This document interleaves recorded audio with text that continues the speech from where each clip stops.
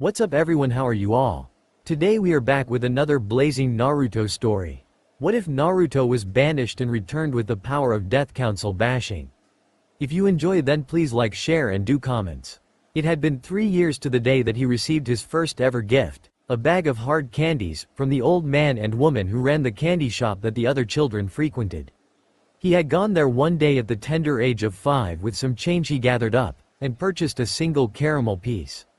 That had started a love affair with candies of all kinds. He would search tirelessly for fallen coins to feed his addiction.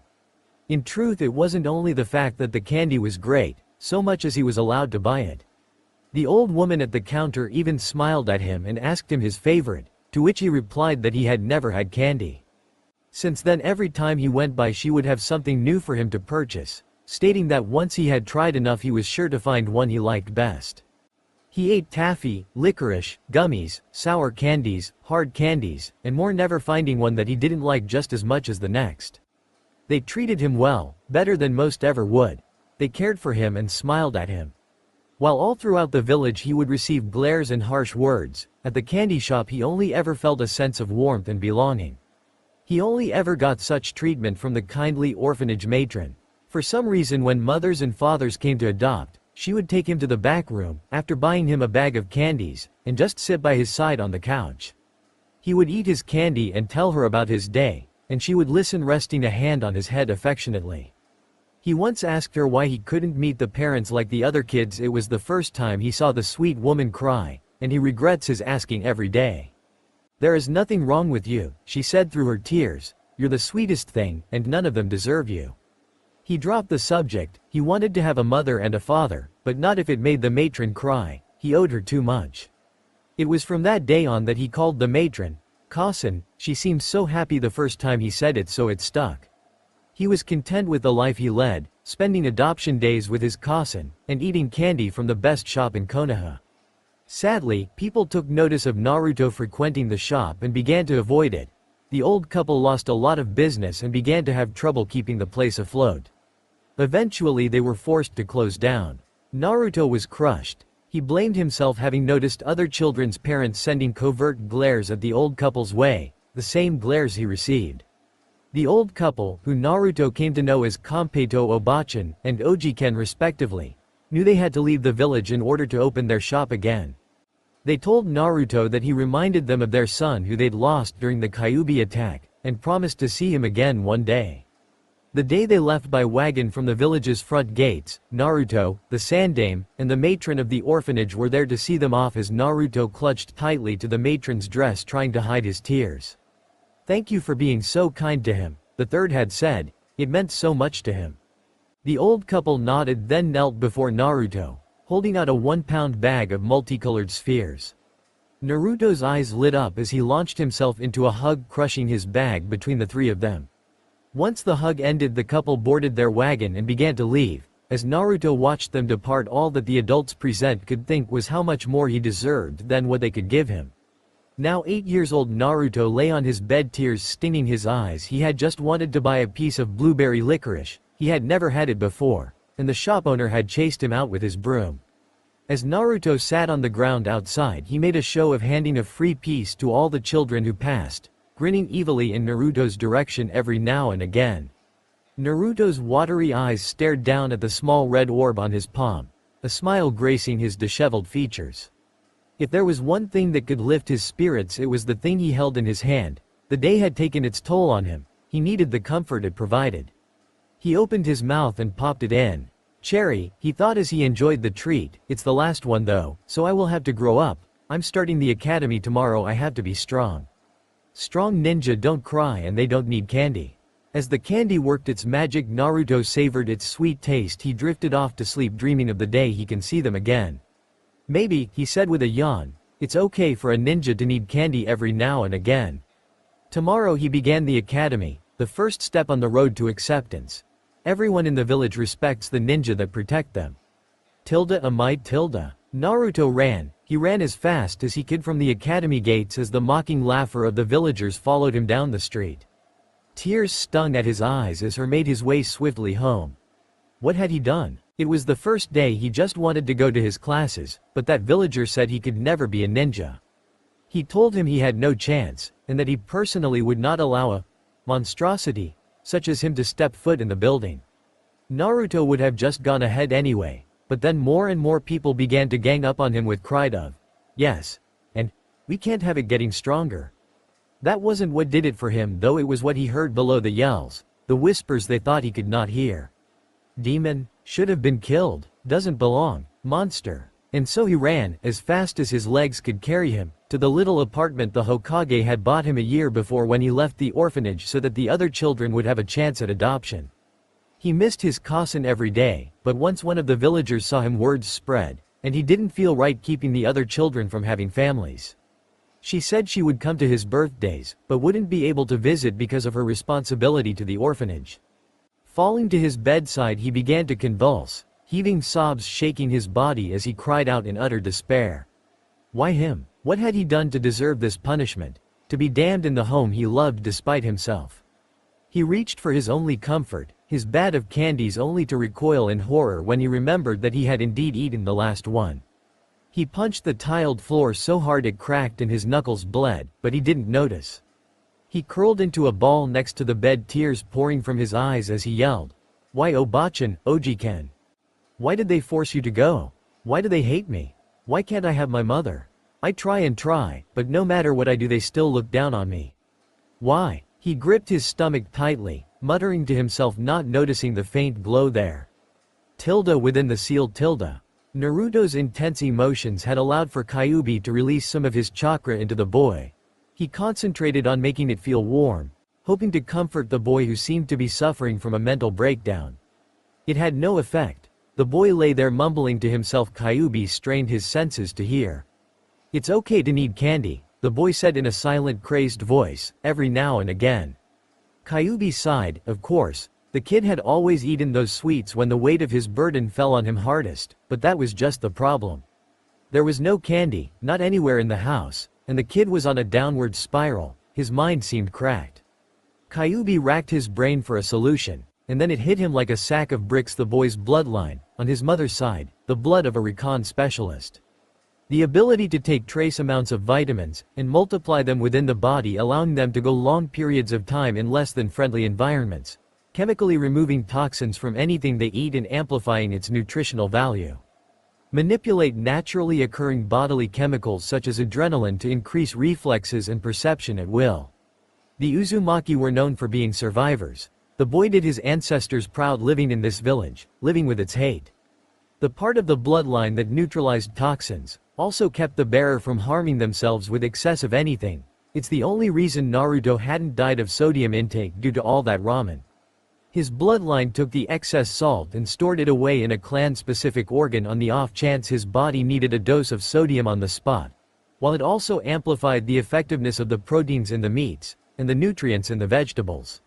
His bloodline was a passive one, but could be manipulated with training. Then there was his father's bloodline. Kyuubi smirked. If he manipulated the kid's blood, he could get him a sweet treat. Whatever else he does with the gift is up to him. He got to work. Naruto grit his teeth as a sudden pain erupted in his stomach. His body felt like it was on fire, his insides were melting. He ground his teeth together so hard he felt parts chip off, surprisingly sweet parts. They melted his mouth as the pain receded. The sweetness calmed him, taking him back to a time when he felt cared for. He licked his teeth, finding them jagged. They tasted sweet to the tongue. It was the strangest thing. He went to the mirror in his bathroom and opened wide, only to gasp in shock. There at the tips his teeth were pointy, clear crystal-like protrusions. They made his mouth look like that of a shark. Naruto came to a decision and bit down hard, crushing the faux jaws and coating his mouth in its sweet remains. He had no idea what had happened, but he couldn't wait to find out. All thoughts of the villagers left his mind as he savored the sweet taste. 1 year later. A 9-year-old Naruto sat alone in his apartment. He had secretly been experimenting with his strange new ability. At first it was hard. Slowly he began to feel it. So far he can only concentrate it on 2 areas, his mouth and arms. When concentrated to his mouth, it forms those crazy crystal jaws, which he found were sharp as honed blades. He called this technique sweet tooth, but has no idea when he will ever need it. The second skill is what got him exited. He called it rock candy protection. It coated his arms in an inch-thick layer of super-hard crystallized sugar. He tried stabbing it with a kunai and it held firm. The best part was that if he focused hard enough he could lengthen some pieces into spikes. He figured it would work for close combat, as even when blocking he could deal damage to his opponent's fists. As of now though it took too long, more than 5 minutes, for him to do it, so he couldn't rely on it in battle. He heard a knock at his door and immediately rushed to the door, expecting a visit from the Hokage that very day to discuss his grades at the academy. It was Sunday so he didn't have any classes. When he opened the door, however, he was greeted by a forceful palm strike to his forehead, and then darkness. As he began to slip back into reality he heard what sounded like a heated argument. He tried in vain to concentrate on the voices but only came up with a few broken sentences. Hand Ove, you have already taken, just a boy. Never hurt him, slaves to our families, a place of honor. Naruto began to come completely back to reality in time to hear the end of the verbal bout.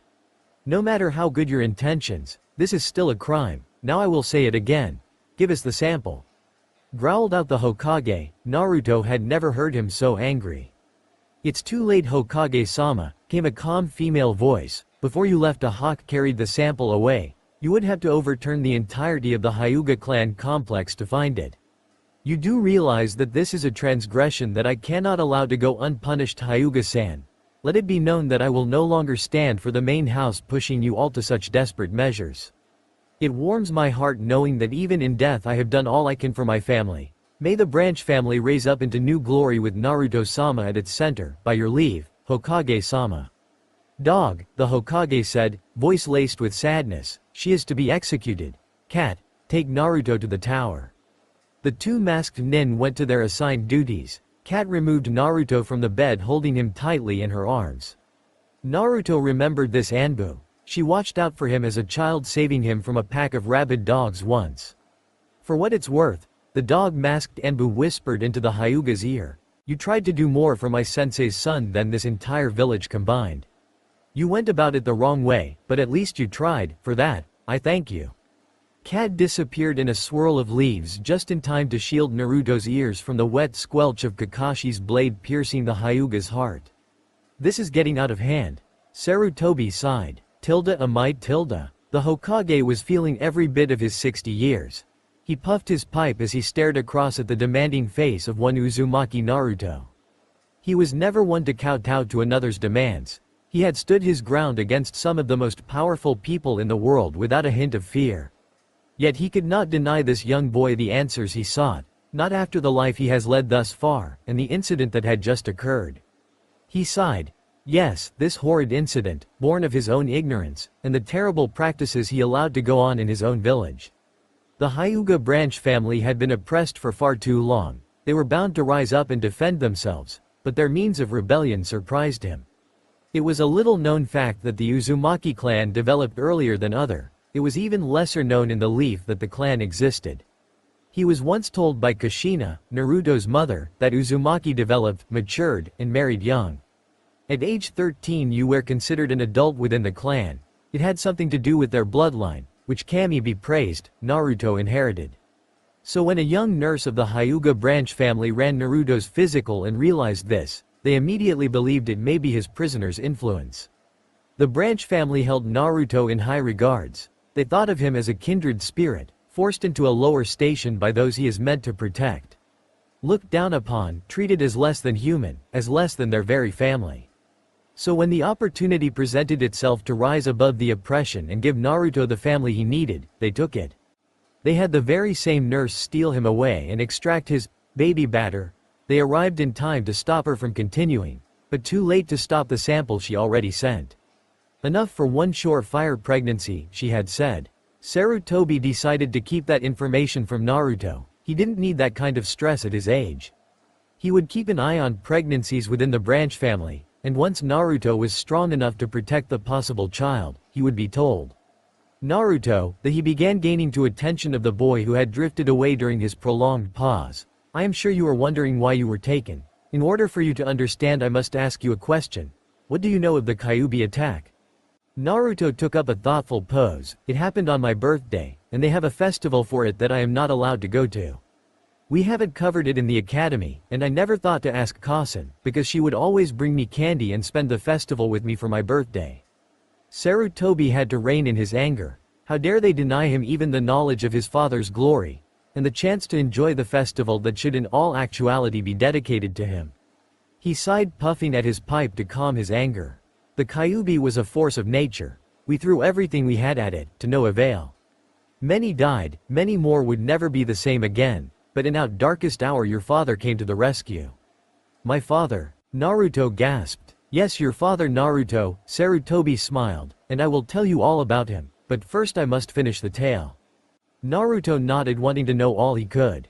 As I said, your father fought the demon valiantly, managing to work it into the correct position for its defeat. So he killed it, and saved the village?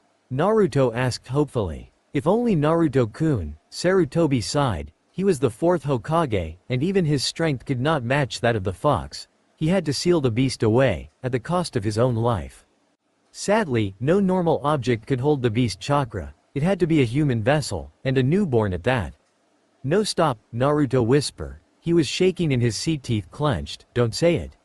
It just so happened he had a child on the way that night. No, Naruto sobbed. He sealed it inside his newborn son. Naruto, you're the hero of this village. No, you're lying. Naruto yelled as he tried to flee, only to trip over himself, landing roughly on the office floor. He clutched his head in agony, as a horrid scream ripped from his throat. A monster. I'm a monster. The dog-masked Anbu from before burst from the shadows, longing to comfort his sensei's son, only to stop short as a whirlwind of white dust began to spin around the boy's fallen form. He hadn't expected it and was hit upon his palm when it sprang up. It left a nasty gash that seemed shimmer with small particles of the white substance stuck to it. The Anbu couldn't feel it, but the exposed parts of Sarutobi's skin were being pelted by the small particles like too many tiny stones. He brought a finger to his mouth, licking it, then held it up as if to check wind direction before placing it back in his mouth and smirking slightly. Sugar. Sarutobi and the two Anbu, cat having shown up a moment later, watched in morbid curiosity as the wailing boy was surrounded by the sweet storm. It began forming dangerous-looking crystals that pointed outward from the boy's body as if to protect him. They couldn't see it, but just as before, the crystal jaws began to form. Then as the chakra was cut from them, they began to dissolve, filling his mouth with a calming sweetness. The storm of sugar died down, leaving the young boy lying in a fortress of crystalline sugar. Sarutobi ran a finger across the side of one, only to withdraw it immediately, sporting a small cut. They were sharp as honed blades. He had never seen this done before without a medium. Just where was all the sugar coming from? Kakashi, Sarutobi said, go and bring the scrolls that Minato and Kushina left with you, as well as anything you believe would help him in his training. With a swift nod, the dog-masked Anbu was off, a large smile behind both his masks. It's time I did well by my charge. The old Hokage sighed. About damn time, thought the cat-masked Anbu, her grin hidden behind her mask. Tilda, am I Tilda? Naruto awoke in a strange bed. The room had the lingering odor of peppermint, and he found it oddly soothing.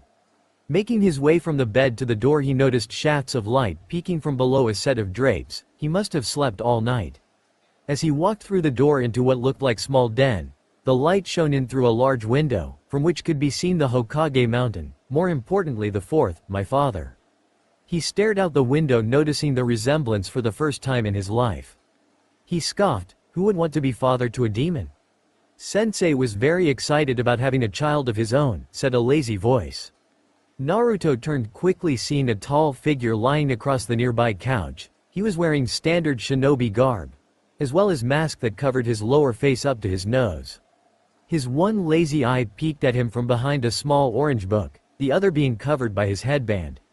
His hair seemed to defy gravity. It hung slightly to the side, yet stood higher than should be possible. You're not a demon, Naruto, he said seriously. You're the jailer and he is your prisoner. You protect this village every day just by being alive. Naruto glanced back at his father's face. What if the seal fails? What if it gets out? You need to trust your father's seal. Think of it as the prison, but you are the lock. He trusted you to hold strong throughout everything, so trust that he made a strong cage. Naruto sighed. Where am I, and who are you? I am Hitaki Kakashi, he said as he stood up, and this was your mother's apartment. Naruto gasped as he took in his surroundings. It was cozy, it had a nice view, and he saw a line of window boxes that his mother may have used for flowers or herbs. He would need to refill those, preferably with peppermint plants, as he could smell them faintly even here. His mother must have liked peppermint. She moved into a house that Sensei had built for his family, but kept this place meaning to give it to one of her children. She said Uzumaki were always independent and wouldn't stand for staying at home long, Kakashi stated. It feels like home, Naruto sighed. Kakashi walked to the middle of the room and set 4 sets of scrolls on the coffee table. 2 had a small whirlpool-shaped red seals, and 2 had the kanji for sugar, set on a white seal. Naruto also noticed that the nightstand was peculiar. He felt a strange pull towards it. It seemed to be an oval of crystalline structures all branching out, holding up a plane of thick glass which was rimmed with silver. Like it, Kakashi questioned, you made the bottom, you took last night kind of hard and your bloodline went out of control, you settled down, but we were left with this and we had no idea what to do with it. So we filed down the sharper points, place a sheet of glass on it, and we had ourselves a nice little coffee table. Naruto started looking for the right words, he chuckled, sweet. Har har, Kakashi deadpanned, anyway, read the whirlpool scrolls, in order to open them just run some blood over the seal. You have been excused from classes for the day so take your time, and when you are done meet me in the Hokage's office with the other 2. With that he vanished in pillar of smoke. I got to learn that one, Naruto said out loud. He then turned to the 4 scrolls on his coffee table, reaching for one of the red whirlpool sealed ones. He concentrated for a second reaching inside him and formed a small spike of crystal on his pointer finger. Pricking his thumb with the newly made spike, he ran a small amount of blood on the seal. The center fizzled slightly, then it burned away from the center out in a spiraling pattern. He opened it and began to read. Hello, if you're reading this then you are one of my many descendants. If you are instead one of my children, and I have passed away before I could pass on this information I am sorry, and know that I will always love you. My name is Uzumaki Kushina and at this time I am the last of our people. Our homeland of Uzu no Kuni was destroyed during the preamble to the Third Ninja War. As far as I know I alone escaped the destruction. With our country went our history, heirlooms, historical locations, sacred items, and the scrolls detailing our clan history. Through this scroll I will detail what I can about of our clan's long history, as well as ensure that even in the event of my passing my children can pass on the teachings of our clan. I was only a child when Whirlpool fell, so I only know our most basic clan history. The history of our clan expands far into the past, long before the battles Senju Hashirama and Uchiha Madara, before the founding of the hidden villages. We were a nomadic people for a time wandering the woods and canyons of what is now river country. After the First Shinobi War we formed our village on the waters where the rivers met the sea, formally naming our land Whirlpool Country, for the turbulent waters of our many rivers. Some of our clan became merchants in keeping with our nomadic ways. They traveled far and wide selling their wares, but everyone would return for the festival. That was something I remember well. The festival occurred every year at the summer solstice. It was dedicated to the Uzumaki clan defending the borders of Whirlpool Country from the newly built village hidden in the stone. Alongside the people of Rain we pushed them from our home and created the village hidden in the whirlpool. It was during this time that the fabled weapon the Uzubordu, a beautifully made naginata, was forged for the sole purpose of defending our village from attacks from the sea. Any water jutsu thrown at it can be negated through use of the blade, which is something the warriors Kiri, as well as the first incarnation of their 7 swordsmen, found out the hard way. They believed they could get a foothold in our village, hoping to further their influence. Their jutsus were rendered useless by Uzagakure's Shodai Azukage. He faced the original leader of the 7 swordsmen and bested him in single combat, ending the attack. Many would say that the ability exhibited by the blade was just that, unique to the blade. That is both true and false. The blade was forged specifically for the use of this technique. No other like it exists and no other blade can handle the strain of its use. The spiral marks that decorate the ancient-looking shaft of the blade were not there when it was first forged, and therein lies the secret to the technique itself. I will get into that later, as the blade itself and our family summons are the only things that made it out of Uzugakure besides me. I was the heiress to the clan, and they sent me off with the blade in hopes of preserving our people's ways. Then came the Second Shinobi War. Our people were caught in the middle of the conflict between Suna and Konoha. Konoha tried their best to help us sustain our position as a neutral party, but Suna wanted to use our village as a base to stage attacks on the Land of Fire. They attacked during the Solstice Festival, when they knew all our clan would be present, and they whipped us out. They planted bombs on our ships, and cut off our exits. The village fell as I was carried away on the fastest of our family summonses to Konoha. Years later at the war's end the former Whirlpool Country was renamed River Country, and used as a border between Suna and Konoha, providing Suna with a larger amount of fresh water for their use, sweetening the new peace treaty between them. By that time I was a kunoichi of Konoha, and with nothing to go back to I stayed, fell in love, and am now looking forward to the birth of my first child. I am sorry that I don't have more to tell you. Our history has been lost to us, but not our future. My father always told me that life is like a whirlpool. If you look back it will swallow you up. You just have to push forward with all your might, and find something to hold onto until the storm ends. I found that something, and you must too. Do your clan proud. You are an Uzumaki. Listen well to these last few words, as they are one of our clan's most jealously guarded secrets. We of the Uzumaki had a bloodline of our own, gifted to us by our family summon before the contract was made. Sign the contract, and call upon them. Only then will you receive training in its use. Only then can you become a hunter of the clan. Current clan head and proud expecting mother, Uzumaki Kushina. Naruto smiled as he once again pricked his thumb, running fresh blood over the next scroll seal. It burned away in similar fashion. When he opened the scroll he found a large seal placed over it. He inspected it, then with a shrug once more pricked his thumb, running blood across it. From the smoke came three objects. The first was a small scroll that had a spiraling pattern running up it. The second was a large scroll. It was pitch black with orange lining the sides. Naruto surmised that it must be the family summon contract, as he had seen a similar one for the apes in the Hokage's office once. It was the final object that drew Naruto's attention. It was without a doubt beautiful. 9 months later, Hyuga compound. It was a cold rainy night. The sounds of thunder drowned out the strained cries of a young woman as she gave her all to bring her child into this world. Another crack of thunder and another strangled cry, yet she pushed on with great purpose. They had planned very carefully. 4 Hyuga women were already taken to the hospital giving birth. In truth, only one Hyuga Tsukimi, younger sister of the clan head's wife, was having a natural birth. The others were induced in order to keep people away from the branch family house. There were 4 main house guards that had rounds at the branch house. If a branch family Hyuga went into labor, a single main family guard was to escort them to the hospital and observe the birth, then report later. Getting rid of the 4 guards was easy. Now there was no one to hear the birthing process, and the only witnesses were a select few of the branch family. The birth went smoothly. The end result: a beautiful dark blue-haired young woman holding in her arms an equally beautiful baby girl. She had a small tuft of pale blue hair and pupil-less eyes of the same shade. "She's beautiful," commented one of the branch family women. "She will lead the Hyuga to a bright future," boasted one of the men. "No, she will be an Uzumaki," spoke Tsukimi, staring out the window. "Uzumaki Amaya. And like the night's rain she shall usher in a fresh new day." "It's a wonderful name," called one. "The future is bright," said another. "You my little angel," Tsukimi cooed to her child, "are a hero to your people, just like your father, and like him you will persevere. He'll come for you one day, I promise." Amai. Naruto sat in his classroom at the academy. The teacher droned on and on about some battle at some rock, during the First Great War. Needless to say he was bored. He absent-mindedly twirled his lollipop in his mouth. Grape.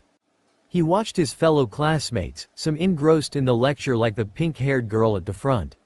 Some outright ignoring everything like the pineapple-headed boy sleeping soundly at his desk. He waited patiently for class to let out, not noticing the pair of pale eyes that seemed to watch his every move. He was originally going to be put in the class a year above his age group, the Hokage believing it would be best for him to get any kind of advantage over the clan-born children of his age group he could. The first year was mostly history and theory. He already missed the young girl he had sat next to for the 4 days he was in the second-year class, whom he had affectionately nicknamed Buns, much to the young girl's ire. He was going to have to keep an eye out for her. She was fun to tease and, like his candy, Hardly anyone in this class appreciated it. One of those was the young shinobi in training named Aburame Shino.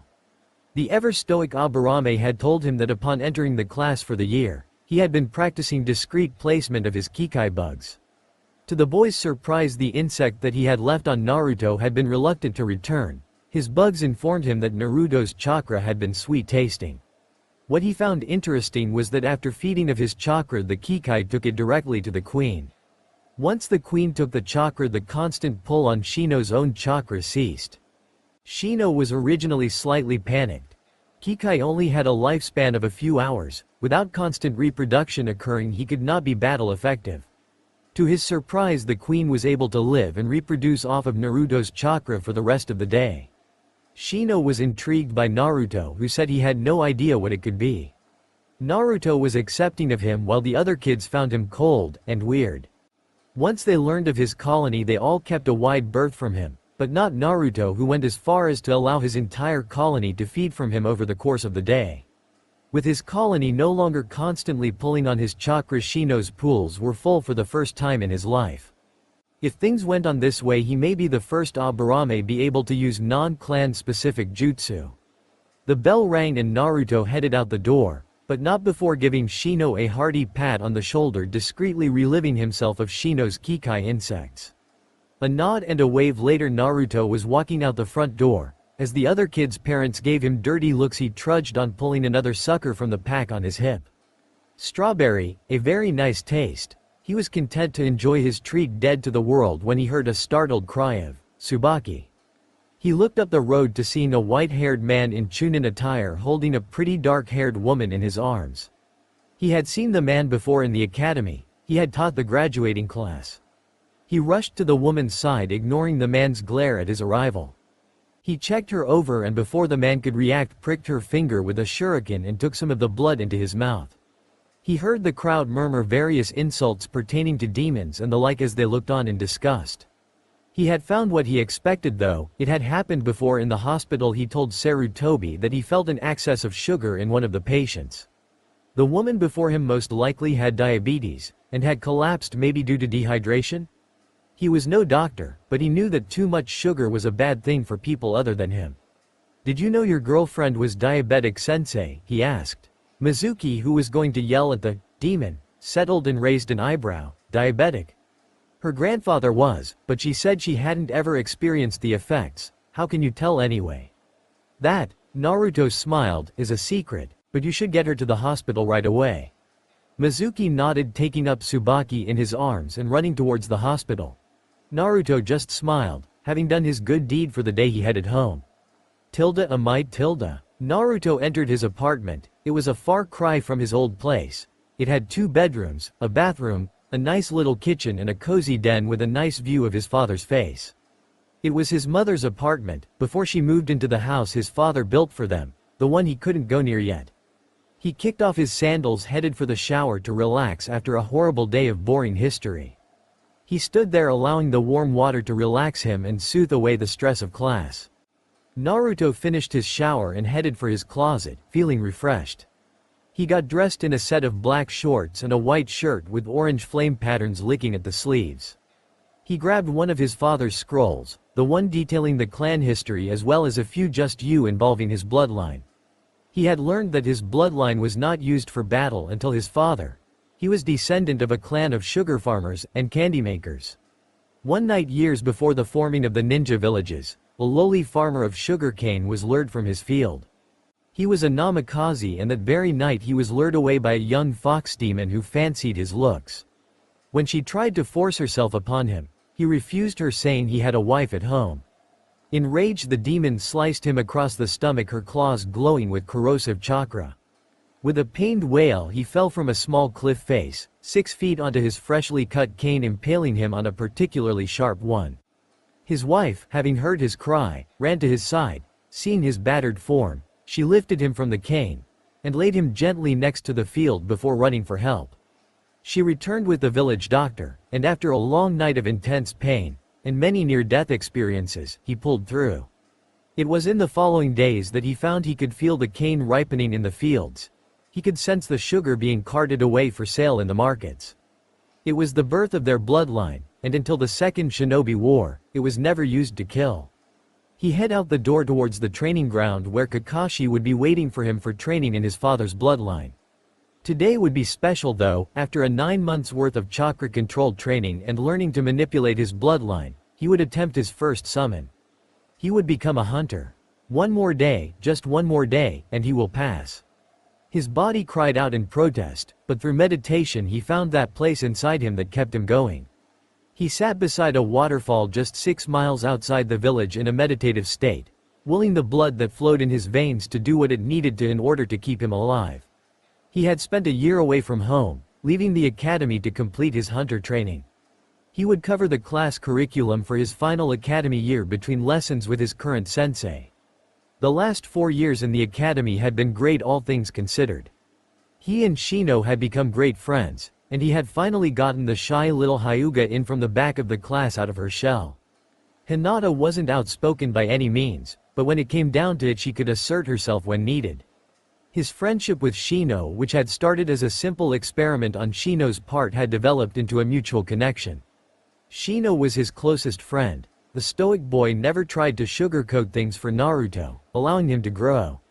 It had been Shino who pointed out his truly abysmal chakra control, which was found to be derived from his overly large coils. This revelation resulted in his search for a new type of clone to use, as his normal Bunshin either popped or looked sickly. Naruto had informed Shino of his unique bloodline, which the boy found fascinating.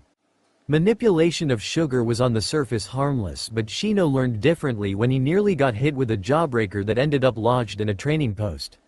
After lots of trial and error they were able to break down Shino's bug clone and adapt it for Naruto's use, and thus the birth of the sugar clone. One day during their first year Hinata hadn't come to class. They found out later that she had nearly been abducted by Kumo Nen. Hinata was severely depressed as her aunt had been in her room at the time with her newborn daughter. Her aunt was killed, and they had yet to find the baby branch family Hyuga. Kumo had apparently asked for the head of Hyuga Hiyashi in return for the death of the Kumo diplomat whom had been tasked with the abduction, but the Sandaime had vehemently refused. It took a week to get Hinata back to her old self, but they did it. From then on she gained a powerful determination. She promised to become strong enough to protect her family. She learned of his bloodline as well, and in one of her bolder displays, asked for a grape sucker a day in return for keeping the secret. The Uchiha massacre, as it came to be called, dealt a major blow to the pompous yet cheery persona that Uchiha Sasuke had exhibited first year. He progressively grew more distant from the others, and his fangirl's manic obsession didn't help any. They tried to break through his cold exterior by showing him their love. Naruto took a different approach. Every morning he would toss a blue raspberry sucker in the brooder's direction. He figured the boy liked the color blue. The boy would catch it and store it away seemingly uncaring, but on the way home every day from classes he would see the last Uchiha sitting at a nearby dock. He would wave, and they would share a small smile over a sweet treat. It wasn't much, but hey. He had dedicated time after classes to training with Kakashi in his bloodline manipulation. He found he could use sugar to form various candies using his chakra. It turned out that his chakra had a natural capacity for temperature changes needed for candy making. With Kakashi's help he made various attacks based around candy. He also purchased large amounts of candies he couldn't naturally make, since he could control them as well via the sugar inside, so he had lots of sweet treats sealed away in scrolls. He had made lots of progress relatively easily. His father's bloodline just required a lot of imagination. It was this last year that had been hell for him. His sensei was unrelenting, and he was forced to condition his body for all climates. He strained his senses to the max, learning to recognize scents in the air. He trained his eyes to find the minutest detail in the densest forests. He was taught to be silent, unseen, and utterly unrelenting. His sizable endurance was expanded upon, and on top of all that he trained his mind. A hunter must be strong, cunning, and agile. He was an ambush hunter, circling his prey as close as possible, then hit them from behind. It was now that he found himself enduring his final trial. It was just a few minutes to midnight and the end of Naruto's 40-day fast, the ultimate test of the Uzumaki bloodline, Tiger's Blood. Apparently it was gained when two of the first of the clan, twin brothers, defended a tiger and her cub from poachers, once sustaining a critical injury in the process. His brother, a medic, tried desperately to heal him, failing as he was losing too much blood. It was then that the tiger spoke to him, explaining that she would offer him her blood. The brother was skeptical but relented, desperate to save his brother. "You are nearly there, Naruto," a gruff voice said from the surrounding trees. "Come midnight you are a hunter for the clan. I couldn't be any more proud." "Thank you, Hanta-sensei," Naruto called back. "I can't wait to see home again." Stalking out of the forest was the largest Bengal tiger you have ever seen. It stood at well over Naruto's own standing height, which was around 5 feet, 7 inches. Its eyes were a fierce glowing gold. Its rust-orange fur and ebony stripes allowed it to blend into the shadows of the surrounding forest. Its left ear had been nicked during a past battle, which he was told occurred between his mother and a troop of Iwanen. Hanta was his mother's personal summon. He told him many stories of his mother's conquest in battle, and the glory of their many hunts together. "Yes," he said as he stalked forward, "the time is upon us. Naruto, as your final test to become a hunter of the clan Uzumaki. Show me death." Naruto stood stock still, focusing inward. He found a place to rest, and did so. On the outside, Hanta examined the Naruto's body still in its meditative position. The boy wasn't breathing. He concentrated on his paws, feeling the footfalls of various creatures throughout the forest, but he could not feel the rhythmic beat of Naruto's heart. "Your mother would be proud," the beast laughed. "Get up, boy." The voice reached him, and he shook himself from the false death state he had induced. His body felt slightly strained, but was already returning to normal. Any other shinobi would have been forced into a lengthy recovery stage, but not an Uzumaki. He has done it. "It's time to go home." Naruto smiled. "Not yet," Hanta said. "First you must look the part of a hunter." A lone figure approached the gates leading into Konoha. It had been a short journey home, but he had decided to rest and eat before coming back. He had made it back just in time for the genin exams. When he approached the gate, he was stopped by the gate guards, who found his appearance to be slightly intimidating, though one would wonder why, due to the sucker held firmly between his lips. He was wearing a dark green cloak that was clung tightly to his chest. It parted at his waist, falling down to reach just behind his knees. The sleeves were long, but had a cut in it up to the elbow. They waved in the warm August breeze, exposing his forearms. Over top that was a leather shoulder armor that was tinted a dull shade of orange. It draped over his shoulders and chest. Both articles of clothing were made to leave the uppermost part of his chest exposed, upon which you could see a skin-tight black high-collared shirt. His black pants were slightly baggy. They were tucked down into his sandals, which were just under knee-high and form-fitting, colored the same dark green, and exposed only his toes. Just above the boot-like sandals were dull orange ropes tied tightly at his legs, dangling just short of the ground. Holding the pants up was a orange-tinted leather belt. Attached to the right side were 2 packs, one for kunai, and one for shuriken. On the left side of the belt were 2 cylindrical shapes about 1 inch thick and 5 inches long. Hanging from the center of each was a small brass ring, and next to them was another small pouch for Naruto's many flavor extracts. What could he say? He had a sweet tooth. He was sporting a pair of black fingerless gloves, on the back of which were twin sets of glaring golden cat eyes. He had a peculiar hood over his head. It wasn't attached to the cloak, and it was the same dark green in color. The hood was more of a hat. The back end came down to his waist, while the front covered his eyes, fully falling just above the bridge of his nose. It was made to allow his ears to show, but otherwise fell all about his face. On either side of his face it fell, creating long droopy sideburn-like strands that were tipped in puffy white balls. There was a forest green pattern over his forehead in the stitching, 3 long gashes that curved slightly at the ends, creating the illusion of claws tearing through it. Above them was what seemed to be the stitching of a tiger's head, mouth open in a great roar. The only parts stitched in were where the black striping would have been, as well as the teeth, and it had the same menacing gold eyes. "I am here to see the Hokage," Naruto spoke. "He is expecting me." "We have no record of you here at the gate," spoke one of the Chunin gatekeepers. "That is because he was out there in secret," came a lazy voice from above. A dog-masked Anbu seemingly materialized beside the strange boy, placing a hand on his shoulder. "I will escort him to the Hokage," he droned as leaves began to swirl around them. "You two just act like this never happened." Tilda amide tilde. The Sandiami smiled at the boy across from him. He had removed his hood, placing it in his pack. His deep blue eyes were filled with happiness, in stark contrast to his formidable appearance, his spiky blonde locks as unruly as ever. I must say, Naruto-kun, Sarutobi chuckled, the year away has done you well. You look ready to take on any challenge. Naruto laughed, of course I am. I am going to ace that exam, Oji-san. That's good to hear. It reminds me of the day your mother returned from the same trial, the old man said with a slight blush, although her hunter's garb was a tad bit more provocative. Ew, Naruto cried, Oji-san, stop having dirty thoughts about Ka-san. The old Hokage chuckled, as did the Anbu behind him.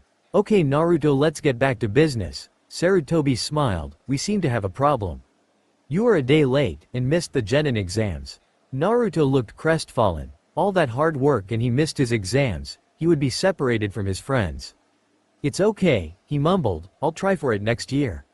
Hold on now, Sarutobi said, there is a lesser-known law that I believe we can exploit in this situation.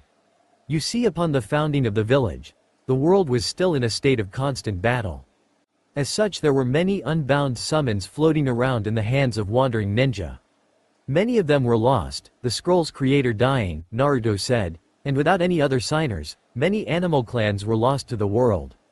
Correct Naruto-kun, he smiled. Now, as I was saying, Konoha at the time had offered a home to any contract-bearing ninja so long as said summoned clan swore allegiance to Konoha, for as long as the contractor and their decedents were safe within its walls. The ninja who supplied the contract was given a rank in keeping with their skill level. So if my tigers were to swear loyalty to my Konoha, I could become a genin, Naruto shouted. Correct, Sarutobi stated, we can do this at a later date, but as of now you are an official genin of Konoha, and should report to the academy for your team assignments. In addition, you have my permission to use your bloodline freely. Things are going to be changing in Konoha. Sarutobi produced a newly polished headband from behind his desk. The cloth was a deep green. How had the old man known? Naruto placed the headband on his belt like a buckle, admiring it. After years of study and hard work, he had finally taken that first step. One day all the elemental nations would know his name. Tilda amide tilde. Uzumaki Naruto, Academy instructor Amino Iruka questioned. Who's that? Wasn't he that candy guy in third year? Naruto must have lots of cavities. Similar murmurs ran through the room. Hardly anyone seemed to remember the candy addict. Those that did being either close friends or devout Sasuke fangirls who noted the silent relationship the two boys had. Shino's eyebrows were lifted above his sunglasses. He had been awaiting his friend's return, and he had been disappointed when he hadn't shown up for the test, but it seemed that he had pulled it off anyhow. Hinata for her part was ecstatic. She would be on the same team as her two best friends. Even Mizuki smiled at the mention of the boy. Tsubaki, the love of his life, had been diagnosed with type 1 diabetes that very day 5 years ago. Apparently, she had suffered from a complication of the disease called diabetic ketoacidosis. It caused her to collapse. They told him that had he not gotten her there so quickly, she could have fallen into a diabetic coma, or just died outright. Your sensei will be Yuhi Kurenai. I have no idea where your last team member is. Bu. Just then the door slammed open and a green blur barreled in, landing in a heap. His hood went askew, leaving him with his left eye at his earpiece looking up at the laughing faces of his classmates. He noticed that the Uchiha still had a calculating gaze trained on him, as did Shino, while Hinata stifled a giggle. He stood to his full height, startling the students as he was just as tall as Shino, the tallest in their year. Iruka was going to ask the boy where he had come from when he noticed him reaching for his belt. He was going to stop him, but was surprised as he produces 3 short wooden sticks, thin as straws and long as his middle finger. The class watched mesmerized as white crystal-like structure formed on his hand. It began to fall away to grains of white sand which began surrounding the tips of the sticks in an ovular shape. He reached into his pack once more as the 3 sticks floated in the air before him. He pulled out 3 small squirt bottles. A light squeeze later, 3 streams of fluid were floating in the air beside the sticks. Naruto was having the time of his life. He had always wanted to show off his bloodline. It was just so fun to use. He was always a little sad when the other clan children would display their unique jutsu, and knowing he couldn't do it as well always put him in a sour mood. Shino watched as Naruto worked. He had seen it done before, but he always loved the artistry in which Naruto made his simple treats. He watched as the 3 streams of liquid wrapped about the ovals of sugar, spinning furiously, saturating every bit in its chosen flavor. He remembered this part. Naruto told him he mixes all his flavorings with light corn syrup, a key ingredient in the making of the suckers. He watched as the ovals bubbled lightly as Naruto applied heat to his chakra. Then once the cooking was done, he spun them rapidly to cool using his sugar control to keep the malleable sweet in shape. The end result was 3 perfectly smooth suckers, one a light foggy red, one a deep violet, and the last an airy blue. With a flick of his wrist, Naruto sent them flying. Shino deftly caught his in his mouth, savoring the taste. Boysenberry. Hinata caught hers between 2 fingers, giving it an experimental lick. Grape. Sasuke on the other hand caught his lightly in his hand before pocketing it with a smile twitching at the corners of his lips. So it is you, Naruto. In the flesh, he replied, glad to see you graduated, wouldn't want to leave you too far behind, what with all the training I have done this year. Sasuke scoffed, as if, I wasn't just sitting at that dock waiting faithfully for your return. I have been training as well. I would have been disappointed if you hadn't, Naruto said as he made his way up the aisle to sit by his friends. The people who watched the exchange were astonished. It was the most anyone had heard Sasuke say, and the banter between them was almost playful. Some of the members of the Sasuke fan club were looking to find out more about the boy, hoping to gain some insight into the mind of their beloved.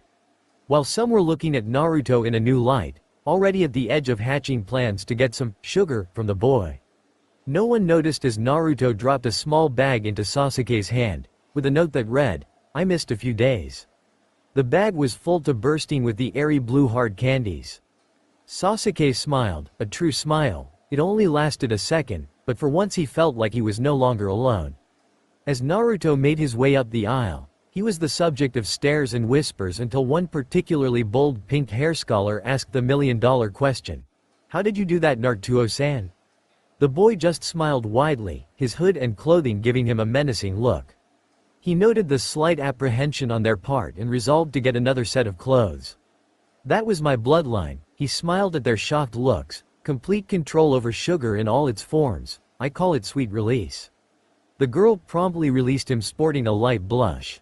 Isn't it great, Naruto-kun, she said softly, you, Shino, and I are all on the same team. It is most fortunate, I believe, Shino stated, we already work well together, to separate us would only slow our growth.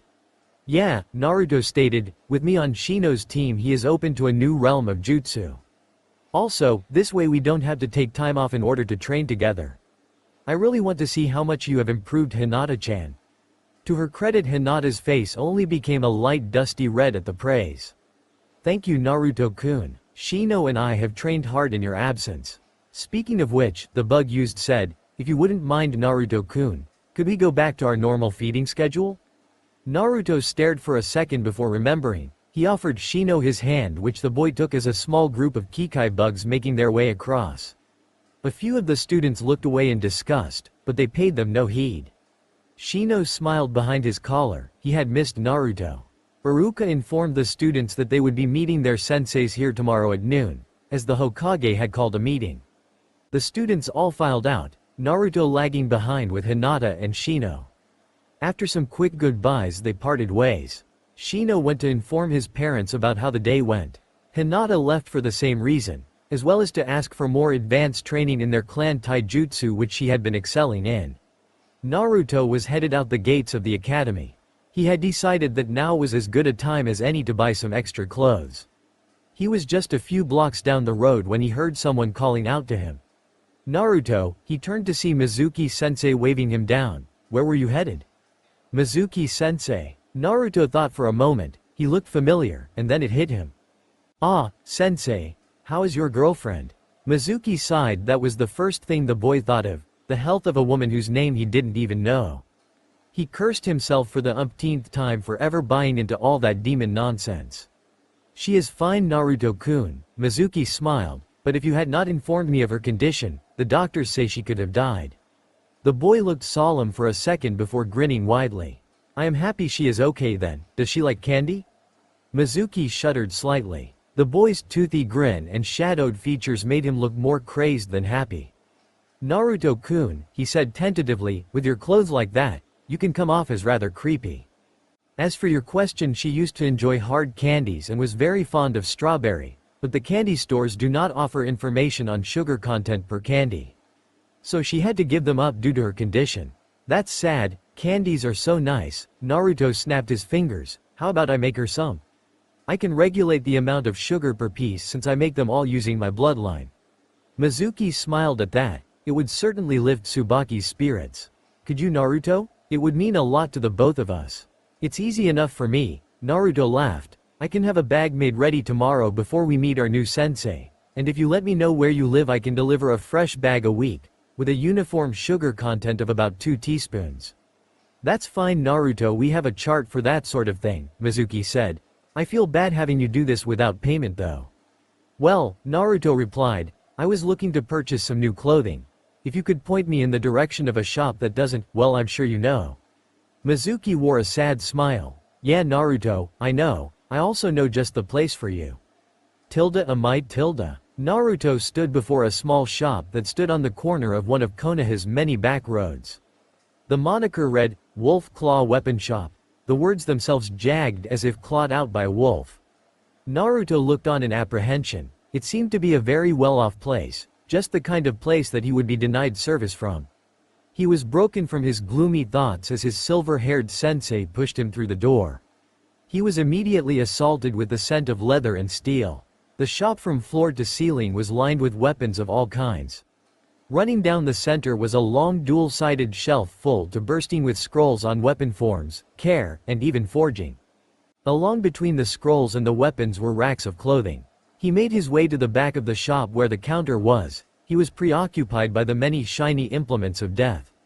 He was about to ask for some help, since he had no idea what to get when his hood was pulled from his head with a cry of, "It's you." Naruto turned around angry at having his hood stolen, only to come face to face with an irate Kunoichi.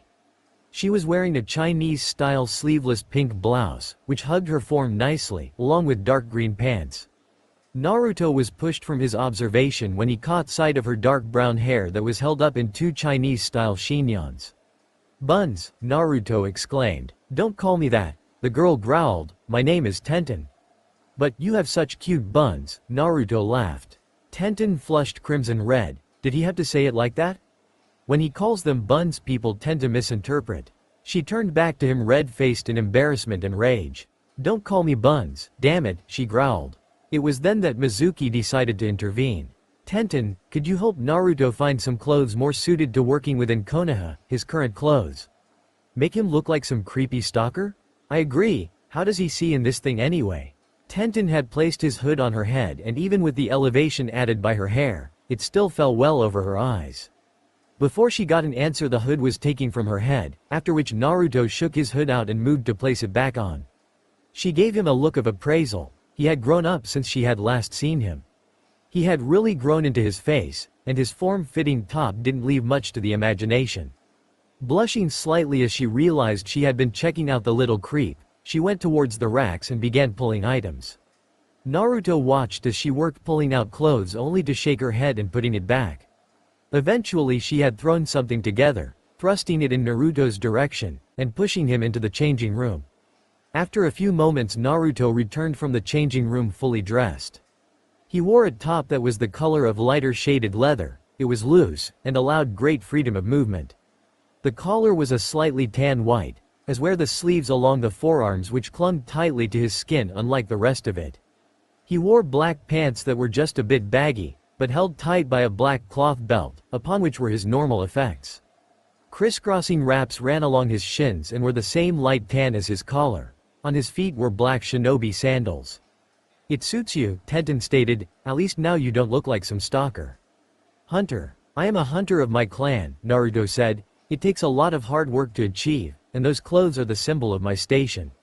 "Not to be rude," Tenten said, "but I thought you were an orphan like me." Naruto smiled ruefully. "I am. I just found my heritage is all.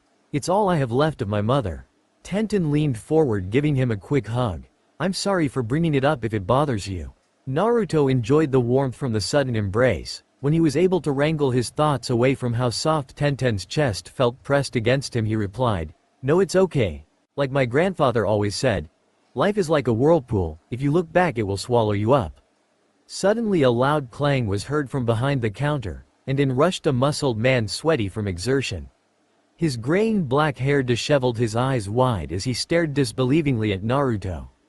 "Boy," he spoke, "what was your mother's name?" "Dustin," Tenten questioned. "What's going on? Why does it matter?" "Trust me, Tenten," Dustin smiled. "If he answers as I think he will, you'll be on the boy in a split second." "What's that supposed to mean?" she shouted, red face. "Not like that, Tenten," he assured. "I mean that you will want to see what he may have with him at this very moment." Dustin looked to Naruto, who was feeling very much out of the loop, but not as much as Mizuki, who had arrived after the initial clamor. "Tell me, boy, what was the name of your mother?" "I know what you speak of," Naruto said, his voice taking a dangerous edge. "If you attempt to take my clan's treasure, I swear on my honor as a hunter that I will chase you to the end of this earth." Mizuki looked aghast as he had never seen Naruto angry. It was very intimidating, as his normally cheery blue eyes became cold as ice, promising death. Tenten was slightly frightened what could be so valuable, that it would warrant such a threat. Dustin, on the other hand, just laughed. "You truly are her son," he chuckled, positively ferocious when defending what you deem is yours. "I don't want to take it from you, lad. I just want to give Tenten a chance at fulfilling one of her dreams." "My dreams," Tenten thought. "My two greatest dreams are to meet Lady Tsunade, and to—" "Fine," Naruto sighed, interrupting her thoughts, "if it means so much to Buns." "Don't call M. Uzumaki Kushina," Naruto stated. Tenten stood stock still, eyes glued to Naruto. For a second there was nothing. Then in a split second, Tenten was on him, groping at his waist, running hands over his skin. It would have been enjoyable had she slowed down a bit. "Where is it?" she cried. "Please let me see it, just once." Naruto was in a daze, having been knocked off his feet, while Dustin and Mizuki stifled laughs watching Tenten's hands fly in a blur across his body. After a few moments, Dustin decided it was best to end this. "Tenten," he called, "no fornicating at the counter." Mizuki laughed outright as he lifted Naruto from the ground to his feet, while Tenten was on the far side of the wall, eyes averted, blushing a shade of red previously unknown to man. "Aw, I'm sorry," she said after a while, "it's just, I really look up to your mother. She's one of my biggest heroes." Naruto blinked. His mother was one of this girl's heroes? He had heard all about his mother's many battles from Hanta, but to hear this girl looked up to her so much, was there something he was missing from the equation? "Why?" he asked. "I know she fought and protected the leaf, but so did many others. Why is Ka-san one of your greatest heroes?" Tenten smiled brightly. "She was one of the strongest kunoichi in history, on par with her one-time teacher Tsunade of the Sannin." Tenten's eyes glittered as she reached behind the counter and pulled out a scroll, opening it before him. It was a detailed painting of his mother, her naginata pointed high as water swirled about her form. "Uzumaki Kushina, the Akazumaki no Yaiba. I want to be like her," Tenten laughed. Naruto looked over the painting. It was well done, but he couldn't help but feel a little embarrassed, as his mother probably posed for this. "I had two goals in life other than becoming a great kunoichi," she said. "One is to meet Tsunade of the Sannin, and the other is to see with my own eyes the Uzu-Bordu." Naruto smiled. The way she said it, how he could deny her. He formed a small crystal of sugar and pricked his thumb. He reached to his side, his middle finger catching on the ring of one of the cylindrical things on his hip. As it rolled out, it was revealed to be a scroll as he ran his thumb against the seal array. In a puff, Naruto stood before her, his mother's fabled blade clutched firmly in his hand. For a second Tenten blushed at the sight. Then it hit her and she was at his side, eyes darting hungrily over the legendary blade. There was a winding pattern along the blade, starting at the tip. It looked as if a swirling serpent had coiled about the blade, leaving its mark. Tenten stood on her toes and ran her hand across the blade, finding the pattern to be slightly embedded into the blade itself.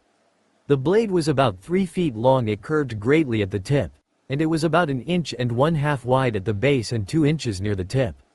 The crossguard was of faded bronze, yet still held a peculiar shine, and was adorned with the same spiraling pattern. It was oval-shaped, Tenten noted, to help absorb the shock of heavy blows.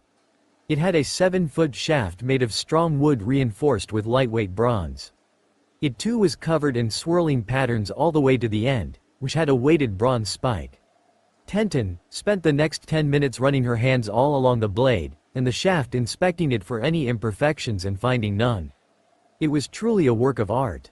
After a while, she worked up the courage to ask Naruto if she could perhaps try it out. "I'm sorry Tenten," he replied, "it can only be wielded by one of my clan. I haven't even used it yet. I don't know how to fight with a naginata." Tenten was disappointed before she looked up, eyes burning with determination. "Well then, there is only one solution to this." Mizuki, who believed she was offering to train Naruto, smiled. "Great idea Tenten." "I am glad I have your support sensei," Tenten smiled. "Uzumaki, you are just going to have to marry me."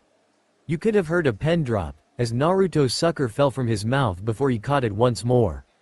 Dustin once more found it funny, while Mizuki was flabbergasted that he had just inadvertently supported the motion. "Wa say again, I think I got some crazy stuck in my ear," Naruto asked. "I said you'll have to marry me," Tenten replied. "It's my only chance to use that blade. Besides, I doubt you have any other prospective brides." "Hey," Naruto yelled, "I'll have you know the ladies dig my sweet disposition." "Please," Tenten scoffed, "if not for me you'd still look like a creepy stalker." "How can you be a part of my clan if you belittle our traditions?" Naruto whined. Tenten smiled mischievously before sauntering over to his side. Pressing her body into his, she whispered, "You'll just have to teach me all about them." "Tenten," Dustin called, "no seducing the customers. You're no fun." Tenten pouted before turning back to Naruto. "You will meet me here every day after your team training.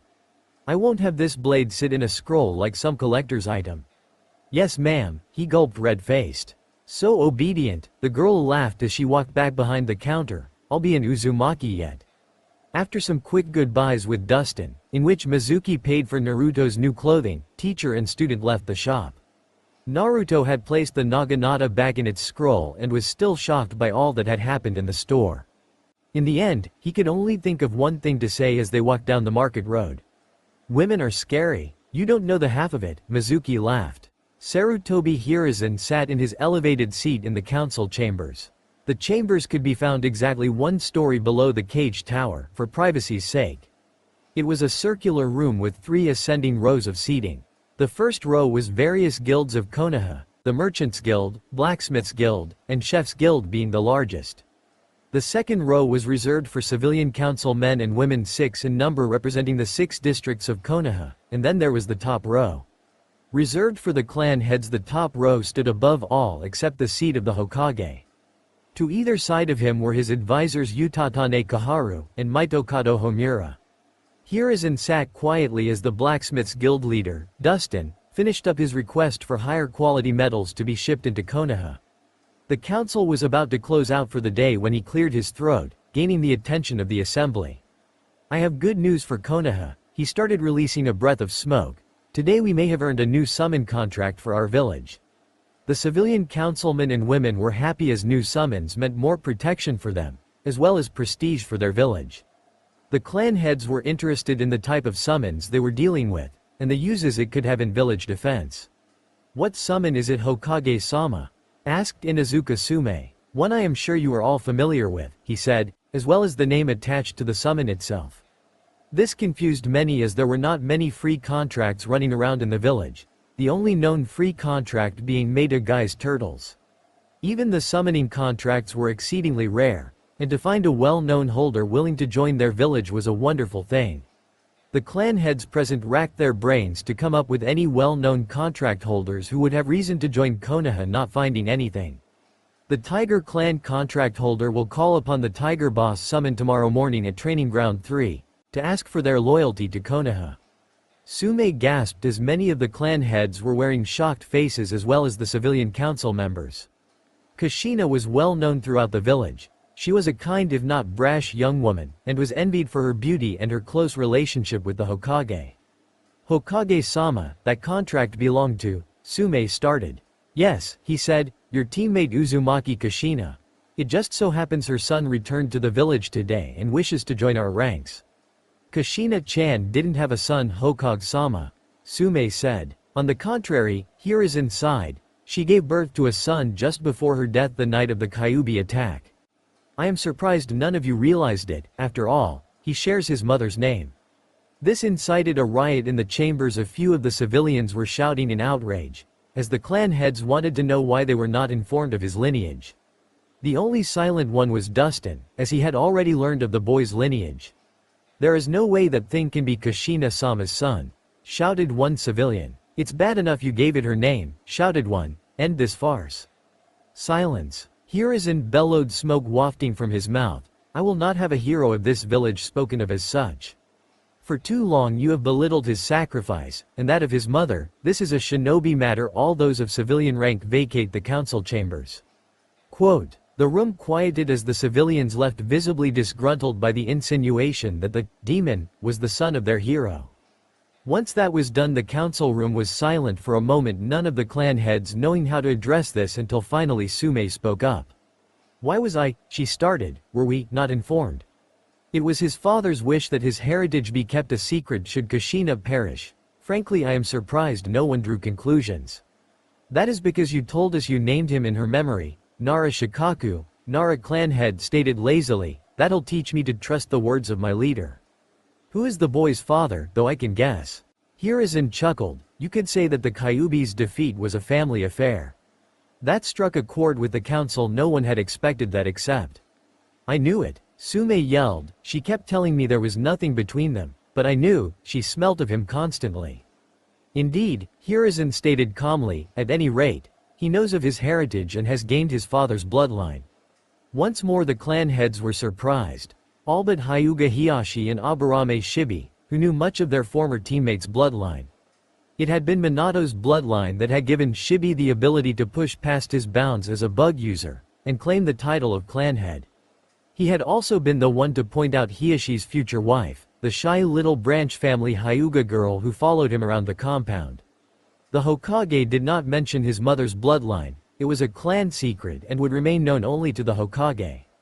"What was this bloodline?" asked Shikaku. "Sugar manipulation," Hiruzen stated. "Minato never gave it a name, but Naruto calls it sweet release. It gives him control of sugar in all forms. It is deceptively dangerous." "Yes," Hiyashi stated. "Minato only ever used it during stealth missions, quickly dispatching enemies by overloading their blood with sugar." "Naruto has found many other uses," Hiruzen stated happily. "He has his father's work ethic, and his mother's wandering mind. Many of the techniques are not very practical for battle, but the others are extremely useful."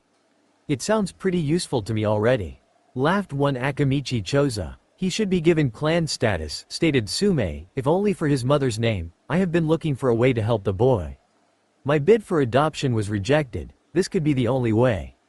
I would love nothing more than to give him all that he had coming to him for his service to this village." Hiruzen sighed. "But the civilian side of the council has far more power than they should at the moment. Any attempt to help him would be shot down." "This is a shinobi village, Hokage-sama," Shibi spoke. "It stands to reason that we should not have to bow to the will of the civilian populace in matters of village protection." The Hokage sighed. "Sadly, after Minato's death and my hospitalization from injuries during the attack, the more ambitious of our civilian populace seized more power than their station entails. Due to the death of the Kage, the highest power in the village were my advisors. They were busy getting the village back on its feet, leaving the council to its own devices. A mistake we regret every day," Kaharu spoke. "They have no place meddling in shinobi affairs." "There is good news though," the Hokage spoke. "Their votes are being influenced by an outside source. Money meant to be going to the improvement of Konoha is being funneled someplace else, I believe." He paused, sitting stock still as his eyes scanned the room looking for anything amiss. He almost dismissed it as paranoia when he noticed a shadow near the ceiling that was darker than most. He sighed, feigning ignorance. As he settled back into his chair, he began to speak. "Shikaku ceiling 8 o'clock. The lazy Nara flashed through a set of 3 hand seals as his shadow shot up the wall at insane speeds. There was a soft gurgle before a black-clad figure was tossed into the center of the council chamber. He looked to be an Anbu member, and the illusion would have been complete if not for the "Nay" symbol on his blank white mask. Danzo and his root agents manipulated the council in order to gain more power in village matters. Sarutobi stated. "Why can we not just arrest him?" Sume growled. "Undermining village security is tantamount to treason." He is good at covering his tracks, Homura stated. We have yet to make any connections between him and the council. Even the root agent before us cannot be interrogated due to the seal on their tongues. We have no way to pin anything on him.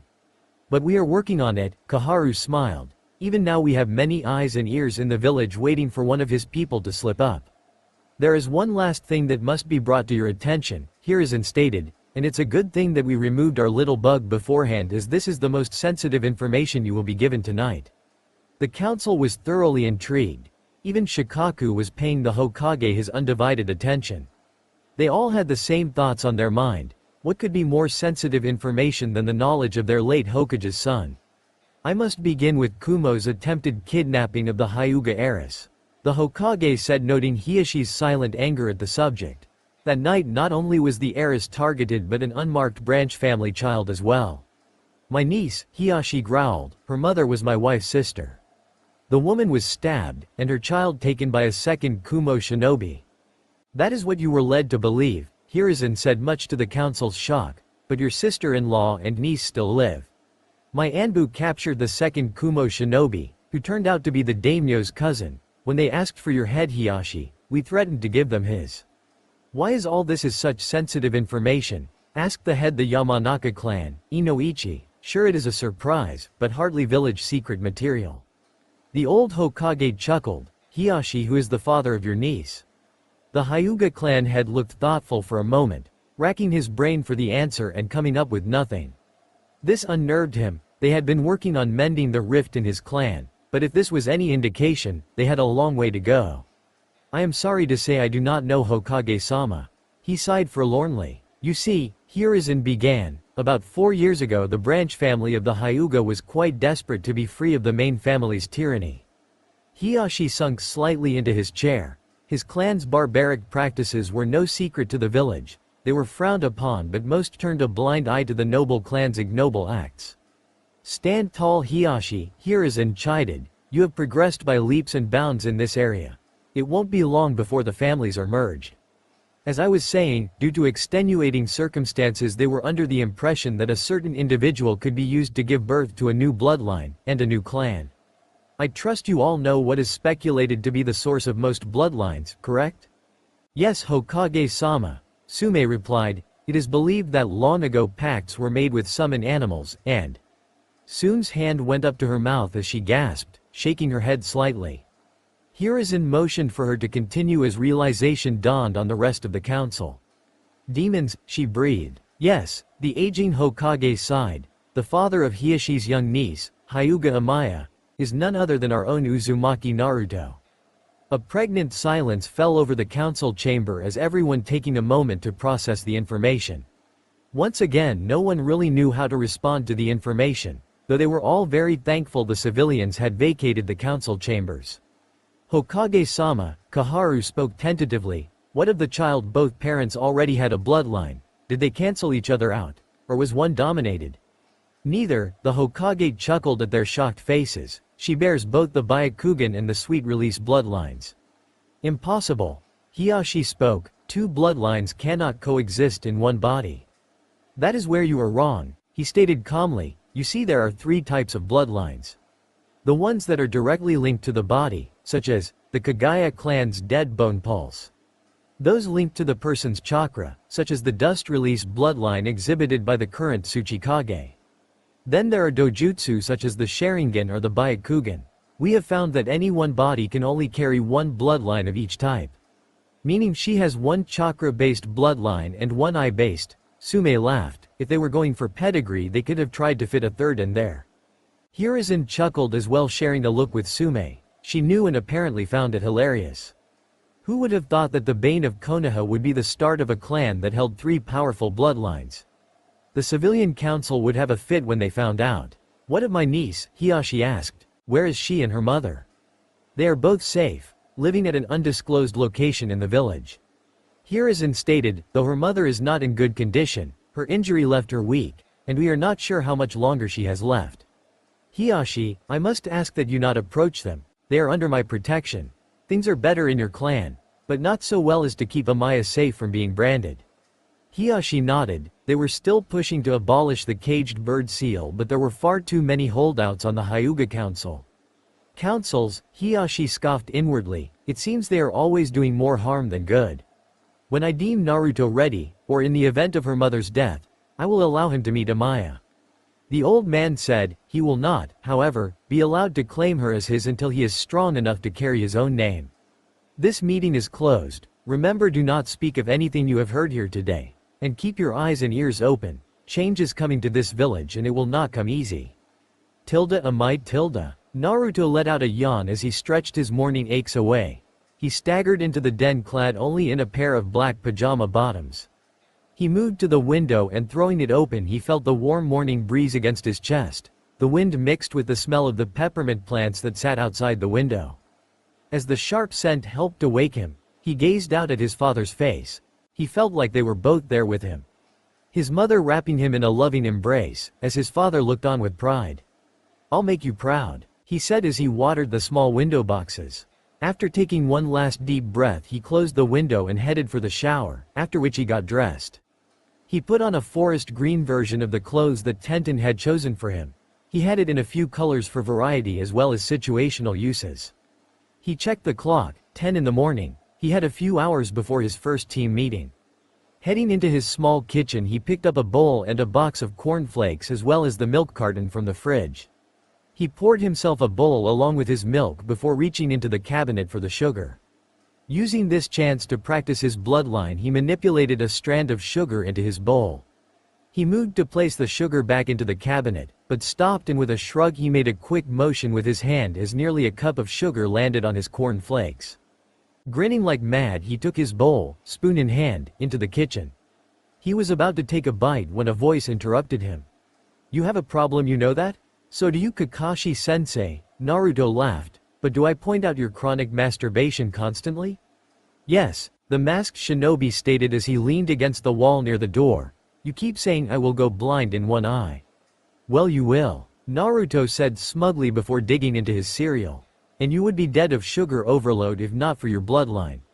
Kakashi said. "Too bad for you," Naruto said between bites, "there is no bloodline for porn addicts." "Once again your lighting quick wit leaves me speechless," Kakashi deadpanned. "Hurry and finish your breakfast, you are due to demonstrate your summoning an hour ago." Naruto's mouth hung open as he dashed into the kitchen to clean his bowl. "Why the hell wasn't I informed?" "Well, I was supposed to come get you this morning," Kakashi drawled, "but I got caught up saving orphans from a burning building." "Whatever," Naruto said. "Let's just get going, people are going to think I am becoming you." "What's so bad about that? You really don't want me to get started on that subject," Naruto said. Kakashi shrugged and placed a hand on the boy's shoulder. In a swirl of leaves they were gone. The Hokage sighed as the civilian part of the council raved about how disrespectful it was to keep them waiting. The clan heads took it in stride after hearing who it was that was sent to get the boy. He couldn't be blamed for being late. The civilians had reached a fever pitch and were about to all just up and leave when a light breeze picked up and in a swirl of leaves Naruto and Kakashi appeared. It had been a while since many of the clan heads and civilians had seen the boy, and while the civilians immediately dismissed his appearance, the shinobi were gaping in shock. He looked just like his father, a few of them were beating themselves over the head for missing it, while others were smirking as their thoughts were validated. He was an image of his father and mother, right down to the ever-present lollipop and that grin that just screamed mischief. "Sorry we were late," Kakashi started, "you see on our way here." Stoic Kakashi, Hiruzen said, "Naruto, how are you?" "Good as can be, OG-san," Naruto laughed, "can't wait to do this thing." "Well then," he laughed, "begin when you are ready, just wait for." Naruto had already begun hand signs and before the Hokage could do a thing to stop him he slammed his hand on the ground with a cry of "Kachiyose no Justu." A poof of smoke black-stripped tiger stood before them, though he was less than impressive. He stood just shy of Naruto's mid-thigh, being that he was still in adolescence. Despite its young age, it had come into its full coat which was rich rust orange with deep ebony stripes. Its belly was a pristine white. On its shoulders and haunches were harnesses that looked like folded wings of gleaming steel. "Ha!" laughed one civilian. "It seems they boy can't summon anything but kittens." "Yes," another said, "this is a waste of time." The tiger growled as its muscles tensed. There was a sound like a sword leaving its sheath, as the four wing-like structures on its body unfolded. On either side of him were 2-foot-long double-edged curved blades. They looked very much like wings. They gleamed in the morning sun, as the beast growled low. "I would advise you to keep your mouths shut," Naruto growled. "Saku, like all tigers, is a very proud creature. To insult him will not end well." The civilian who spoke first was livid. He was about to tell him off when the Hokage sent the civilian side a glare fueled with killing intent. They simmered down quickly as the Hokage took the time to address Naruto. "You do know, Naruto, that you must call the boss summon in order to become a genin?"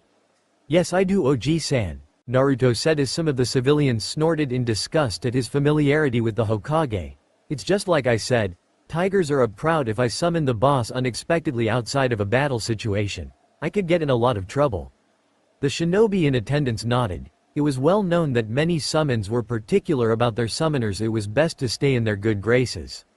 A few of the civilians scoffed, murmuring about how the beasts should just listen to their masters. "I take it you want me to let Moko-sama know you are going to be summoning him today?" Saku asked. "Could you, Saku?" Naruto replied. "I had a request of him. My ascension to genin is on the line." "Sure, but next time you call me had better be for something more exciting," the tiger said grumpily. "You're my personal summon, Saku," Naruto laughed. "You'll see far more action than the rest of your clan." "You keep saying that," the tiger said as it disappeared with a poof. "What did you mean by personal summon, Uzumaki-san?" asked Shibi.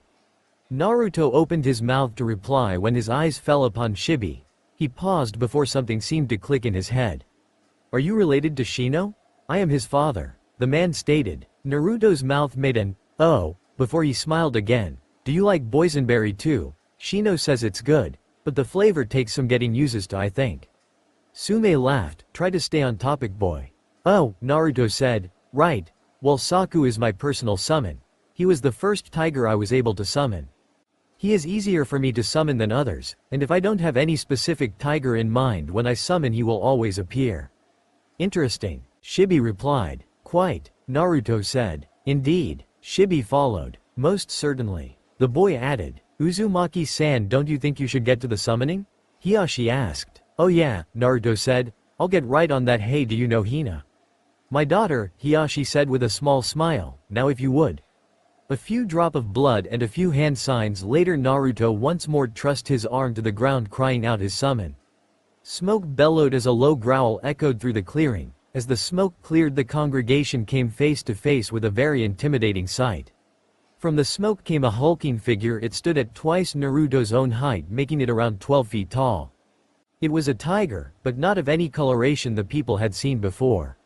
They likened it to a white tiger in reverse. Where on a normal tiger would be black was a silvery white, as where the orange and white would be was deep ebony. On its chest and back was plated armor that was the same silvery white as its stripes. On the edges of the back layer were 2 rows of 6 black spikes. On his shoulders he had silvery white armored plates, with the same black spikes branching back, and the folded wing-like protrusions in ebony. He sat on his haunches looking over the council gathered before him. The shinobi were in awe of its beauty and grace, as well as the aura of power it gave off. The civilians were outright intimidated by the thing, but mostly the fact that the demon could summon it on a whim. One of the braver, or stupider, of them decided to make a comment. "Is that all?" he scoffed despite his fear. "The toad boss is more than twice that size." That was the wrong thing to say, as the big cat lunged in the poor man's direction before a large wall of white sprung up between them, crystal-like spikes facing out toward the big cat. The creature snarled before rounding on its summoner, who stood arm outstretched. "Uzumaki Naruto," it growled, "you dare raise a hand to me?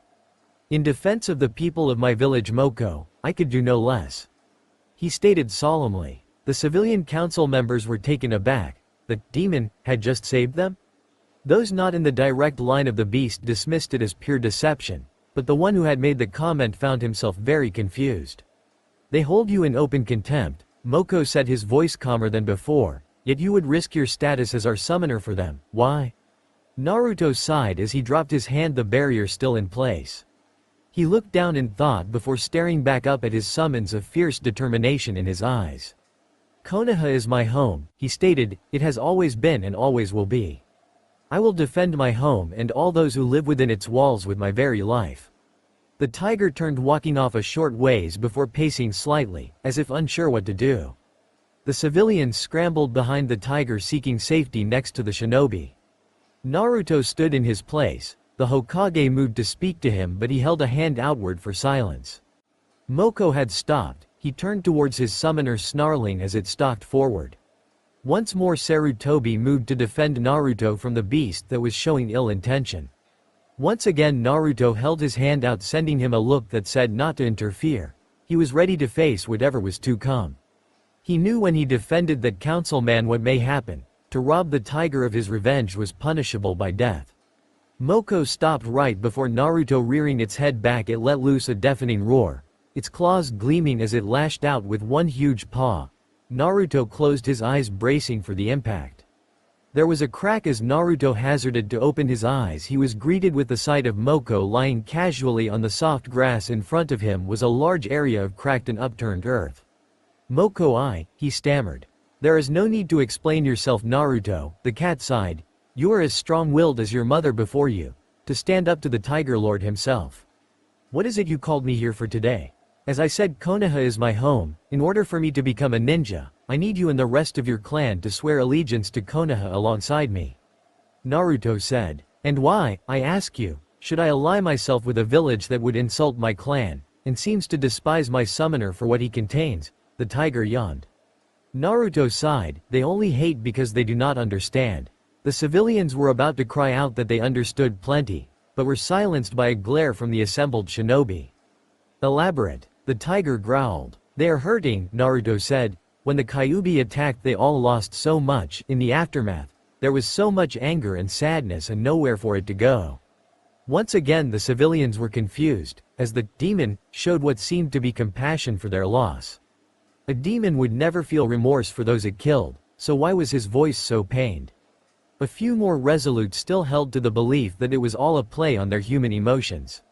Yet there were a few in the audience that found seeds of doubt sown in their hateful hearts, none more so than the man whose life he had saved. They have taken a lot from me, Naruto said holding back his tears, but their loss was great as well. I understand that it may take a while for them to see I am not the demon, but I want to prove it to them, and being a ninja would go a long way towards that goal. The entire clearing was in thought. Moko on whether or not to ally himself with the village, the shinobi on what made the boy before them so strong, and the civilians on the sincerity of his words. The councilman who had bad-mouthed Moko was in deep thought. He felt completely conflicted. For so long he had seen the boy before him as the bane of the Leaf Village, something to be hated. Yet, the boy saved his life at the risk of his own. His heart skipped a beat when the tiger nearly struck the boy down, but why? Why should he care if the demon went and got itself killed? Moko, having thought his answer through, noticed the look of trepidation on the man's face and smiled. The boy was right. Very well, Moko said, if Konoha is to be the home of the Uzumaki clan, then the tigers shall make it their home as well. Our two clans have been together far too long to sever ties here.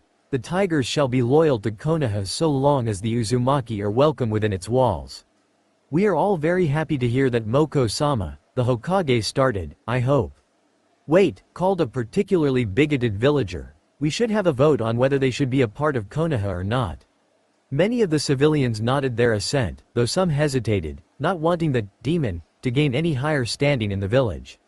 The Hokage and clan heads were indignant as Naruto looked crestfallen.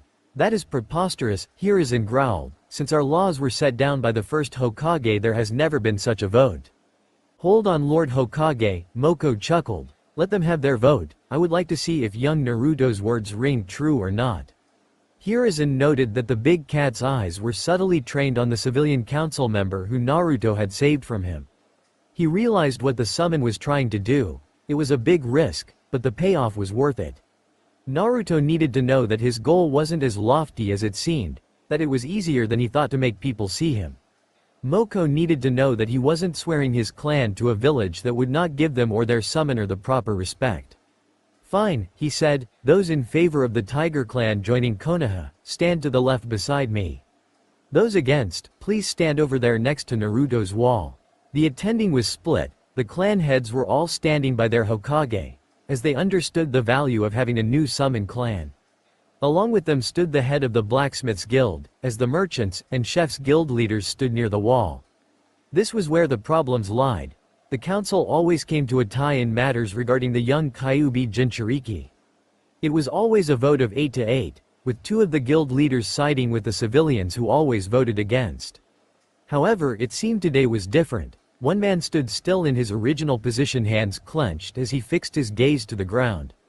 The entire day had hit him hard. His beliefs were shaken. He knew what was right, but if he accepted it as true, he would become nothing short of a monster.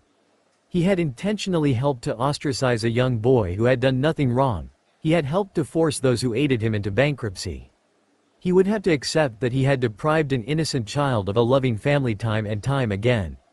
Slowly, tentatively, he walked towards the gathering of shinobi, completely bypassing them as he stood before Naruto. Everyone watched with bated breath, as he was the only one yet to vote. "My name is Haruno Shuji," the man said. "I have sat on this council for years, believing I have been doing what was right by my village and family." The civilian side smiled as they knew that Shuji had always sided with them in keeping the boy in his place. They eagerly anticipated his next words. "I was wrong," he sighed. "It took what happened today to make me realize what a huge mistake I was making. My brother was killed in the attack, and I foolishly blamed you for it. I am sure you would be ashamed of me if you were alive.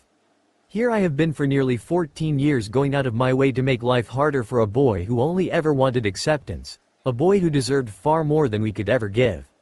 At this point, those gathered were standing slack-jawed as Moko wore a self-satisfied smirk on his maw.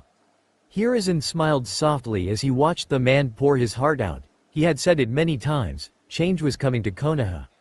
"Please," Shuji said as he bowed at the waist, "I hope that you can one day find it in your heart to forgive me, though I would understand if you don't."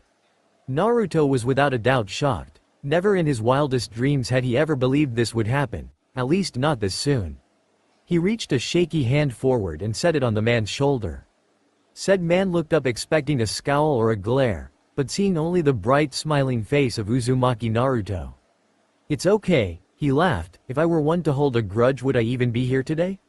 For what it's worth, Haruno-san, I am sorry about your brother." The man nodded as he smiled back at the blonde boy, whipping at tears that had yet to fall from his eyes. He chuckled slightly to himself as he walked to stand next to the shinobi where Hiruzen stood with a proud smile. "Well," Moko said, "it would seem that the vote has been decided, and the Tiger clan shall be loyal to Konoha, though first and foremost the Uzumaki clan." "Understandable, Moko-sama," Hiruzen stated, sending a scathing glare at the civilians who moved to object. "This is a great day for Konoha." "Indeed it is," Moko said. "I shall inform my kin that roam the forests of Hai no Kuni. When needed we will fight for our new home." "If I may," Shibi interjected, "the other summoned clans that Konoha has tend to stay in their own lands unless summoned. My question would be, why do you choose to allow your kind to roam our lands?" "Ah," Moko said, "very astute Aburame-san. We are indeed very different from other summoned clans. You see, while the toads are very powerful, frighteningly so, they are not very great in number. A few hundred, yes, but they would rather not hazard their young leaving the safety of Mount Myoboku." Shibi and the others nodded. The reasoning was sound. They had never thought about it from that perspective. They could not fault the toads for preserving their kind. As it was pointed out before, in size the toads have us tigers beat because I am the largest of us. Moko said, "But while the Tiger clan is smaller in stature, it is greater in number. At our peak we were some 10,000 strong. On top of that, our kind can be found in almost every country. Having outgrown our own summoning realm, we expanded outward, creating homes where we could adapt." "I see," Shibi said. "So what you are saying is that by having you and Uzumaki-san on our side, we have forces hidden in almost every major country in the world?" That brought a reaction from the people. The military applications were phenomenal. If there was ever any doubt on allowing Naruto to join, it was dispelled with that statement. Even the civilians could see how foolhardy it would be to reject him at this point. "Yes," Moko laughed, "you can hardly find a place where our kind could not move freely through the country unquestioned." "Well," Hiruzen said, "I believe that we have reached a conclusion here.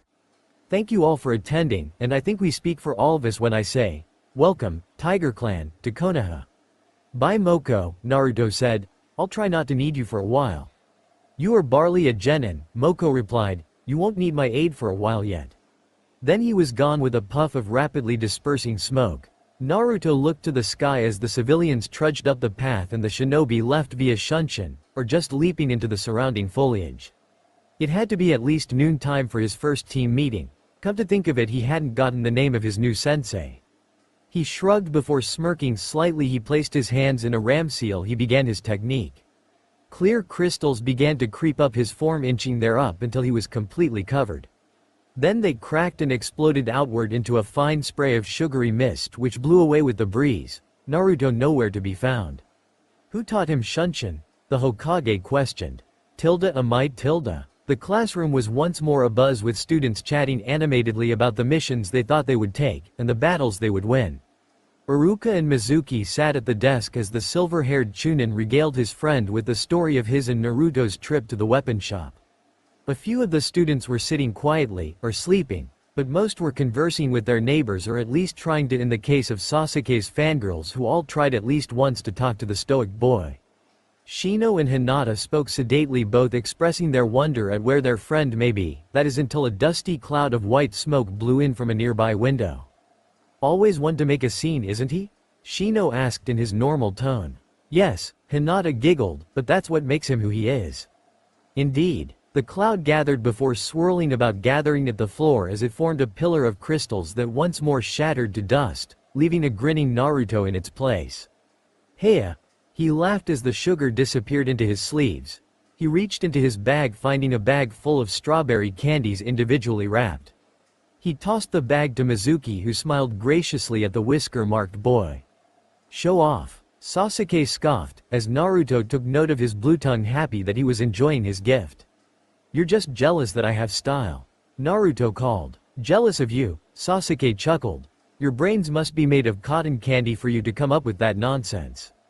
Cotton candy brains, Naruto repeated. Did you just make a joke? So what if I did? The Uchiha replied. Naruto's response was to run frantically, run over to Shino, pull his jacket open and toss himself inside. The world is ending. Shino, shield me with your surprisingly ample coat space, he cried. The class got a chuckle out of the scene as Sasuke looked slightly red from embarrassment as he took his seat. Shino had extracted Naruto from his jacket and coaxed a good quarter of his colony off the boy whose chakra they so loved. When asked why he had hidden in Shino's jacket was, with the way Hinata-chan is growing, there is no room in hers for me. That had earned him a smack from a rapidly heating Hyuga, who wasn't sure if that was a compliment or not. Naruto informed his friends of what had happened that morning, including his encounter with their fathers. Shino, you look a lot like your dad, Naruto stated, and Hinata looks nothing like hers. She must have gotten her looks from her mother. Actually, Hinata said, my sister looks like my mother. I look more like my aunt. Your aunt must have been quite the looker then, huh, Hinata?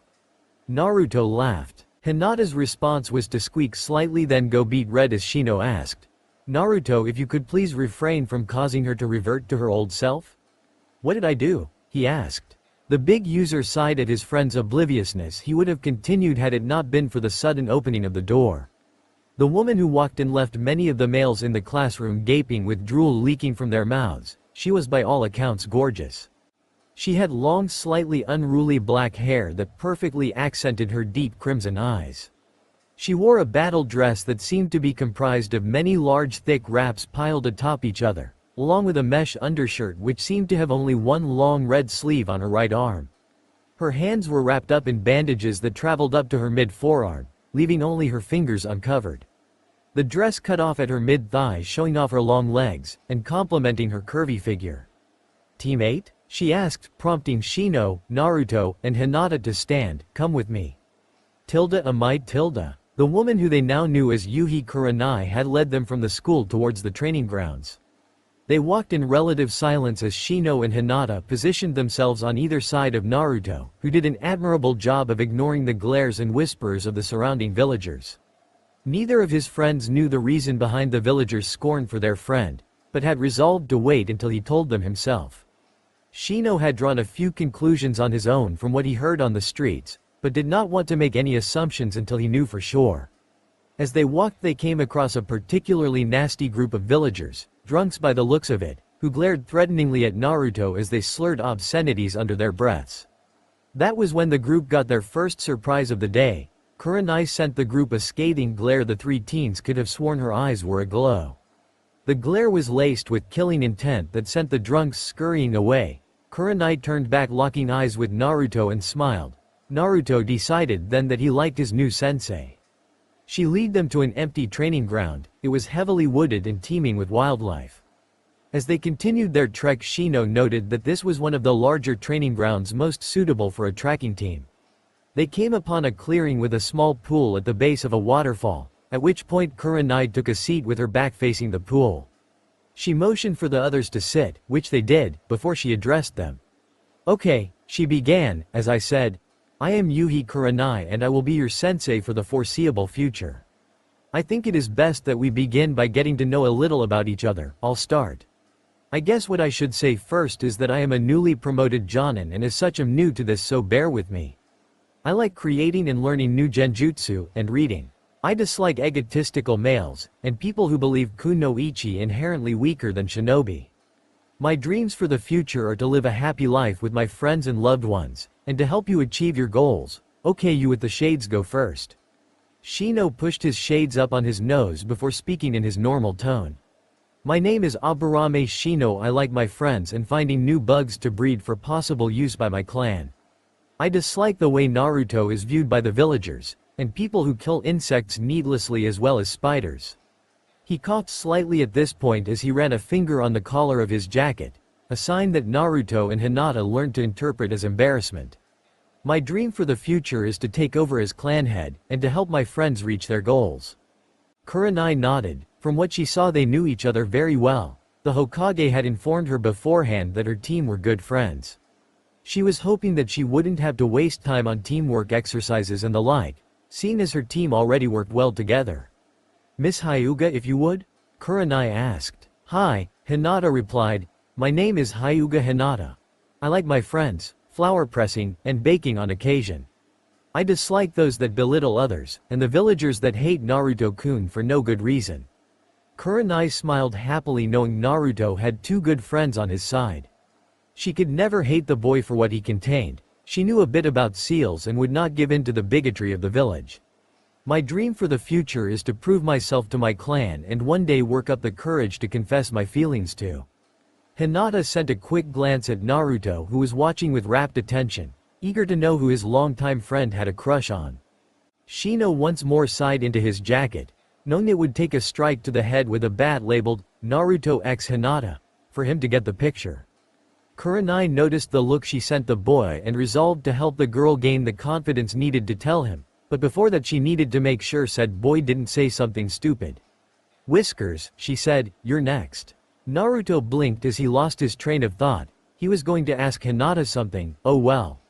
My name is Uzumaki Naruto. I like all kinds of candies, my two best friends, and I guess I am okay with this crazy girl named Tenten." Naruto shrugged at this point as he didn't know the girl all that well, but she was teaching him how to use his mother's naginata, so he felt he had to mention her. "I like my Ka-san who runs the village orphanage because she took care of me when no one would, and I like my tiger summons since they are really fun to train and fight with. I dislike people who are too stubborn to change, and those who don't stand up for their own beliefs. My dreams for the future are to make everyone acknowledge that I am me, and to make my parents proud." Kurenai smiled. He turned out pretty well considering the environment in which he grew up. She made a mental note to stop by the orphanage and speak to the matron, both to thank her and learn a bit more about her new student. She was also a bit surprised to hear his last statement. She had thought he was an orphan from birth, so that would also warrant some looking into. "Okay team, normally there is a second test needed for you to become full genin, but it is mostly based on teamwork, which I have been assured you already have." At her students' nods she continued, "Our team is to be a tracking and recon type. Our missions will mostly focus on our team's natural tracking skill, and occasionally work in tandem with other teams as recon units in siege-based missions against a fortified enemy. That being said, I still need to test your skill in this area, so I want you to choose one of the graduating teams and observe their test, which should be taking place today. When you have completed this test, return here to report what happened." Dismissed. Yes ma'am. They spoke in tandem before departing. Naruto, Hinata, and Shino sat crouched upon the limbs of a tree that sat deep into the forest surrounding Training Ground 3 where Team 7 could be found taking their test. They had watched as Kiba failed miserably at fighting his Jonin-sensei, which Shino remarked was foolhardy due to the gap in strength and experience. Haruno Sakura, as Hinata recognized her, was next to fall to a genjutsu which left her incapacitated. Sasuke arguably did the best of the three but still fell short of getting the bells at Kakashi's waist. They'll never beat Kakashi-sensei, Naruto whispered. In all the time I have trained with him I never landed a hit he didn't let me. Shino nodded absent-mindedly, noting how easily his friend could switch from his light, bubbly persona to serious when needed. Indeed, Shino replied, there has never once been a two-man genin squad in Konoha's history, there is more to this test. They all failed individually, Hinata stated, none of them are any match for a Jonin, but... I see what you are getting at Hinata-chan, Naruto smiled, I think Kiba gets it too. Sure enough, Kiba was talking in hushed tones with Sasuke as he dug the Uchiha from his earthen prison. The smirk that the boy adopted was not missed by the three of them. They kept watching as the two of them found Sakura, who immediately saw the logic in the teamwork idea, and berated herself for not seeing it sooner. They formulated a plan that would have worked if their opponent was anything but an elite ninja of the village. Sasuke had engaged him in hand-to-hand while Kiba moved around and attacked from behind with his partner Akamaru. Meanwhile, Sakura cast a minor genjutsu on herself as she made to steal the bells. She almost got them when a foot met her chest, sending her sprawling on the floor. Sasuke and Kiba dropped back to aid her while Kakashi looked on lazily. It seems you three have realized the true goal of this exercise? He asked. Teamwork, Kiba growled, there is no way we could take you down on our own. Exactly, Kakashi said as he flipped a page in his book. Konoha prides itself on its teamwork and what is known as the will of fire. It embodies the strength and ferocity with which we all defend our home and our comrades. Now you still have time, so let's see what all of you can do. The three genin before him were slightly confused at that last part. Were they not already working together? The three in the trees, however, were slightly surprised that they had been found out. Naruto smirked as he watched Team 7 engage their sensei once more. Kakashi wanted a fight, he'd get one. It would seem we are found out. Shino stated calmly. What should we do? Hinata asked. Easy, Naruto laughed, we help our friends on Team 7. Our mission parameters state that we are to observe only.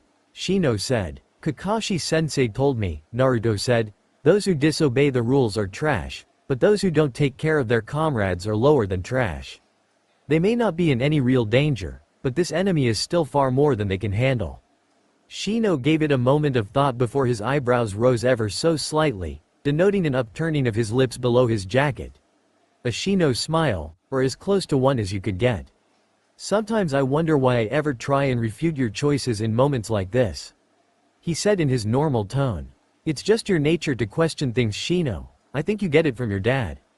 Naruto laughed. So what's the plan? Hinata asked. Naruto adopted a thoughtful pose as he watched Sasuke perform a Kaden jutsu, and Kiba strike at Kakashi as he evaded.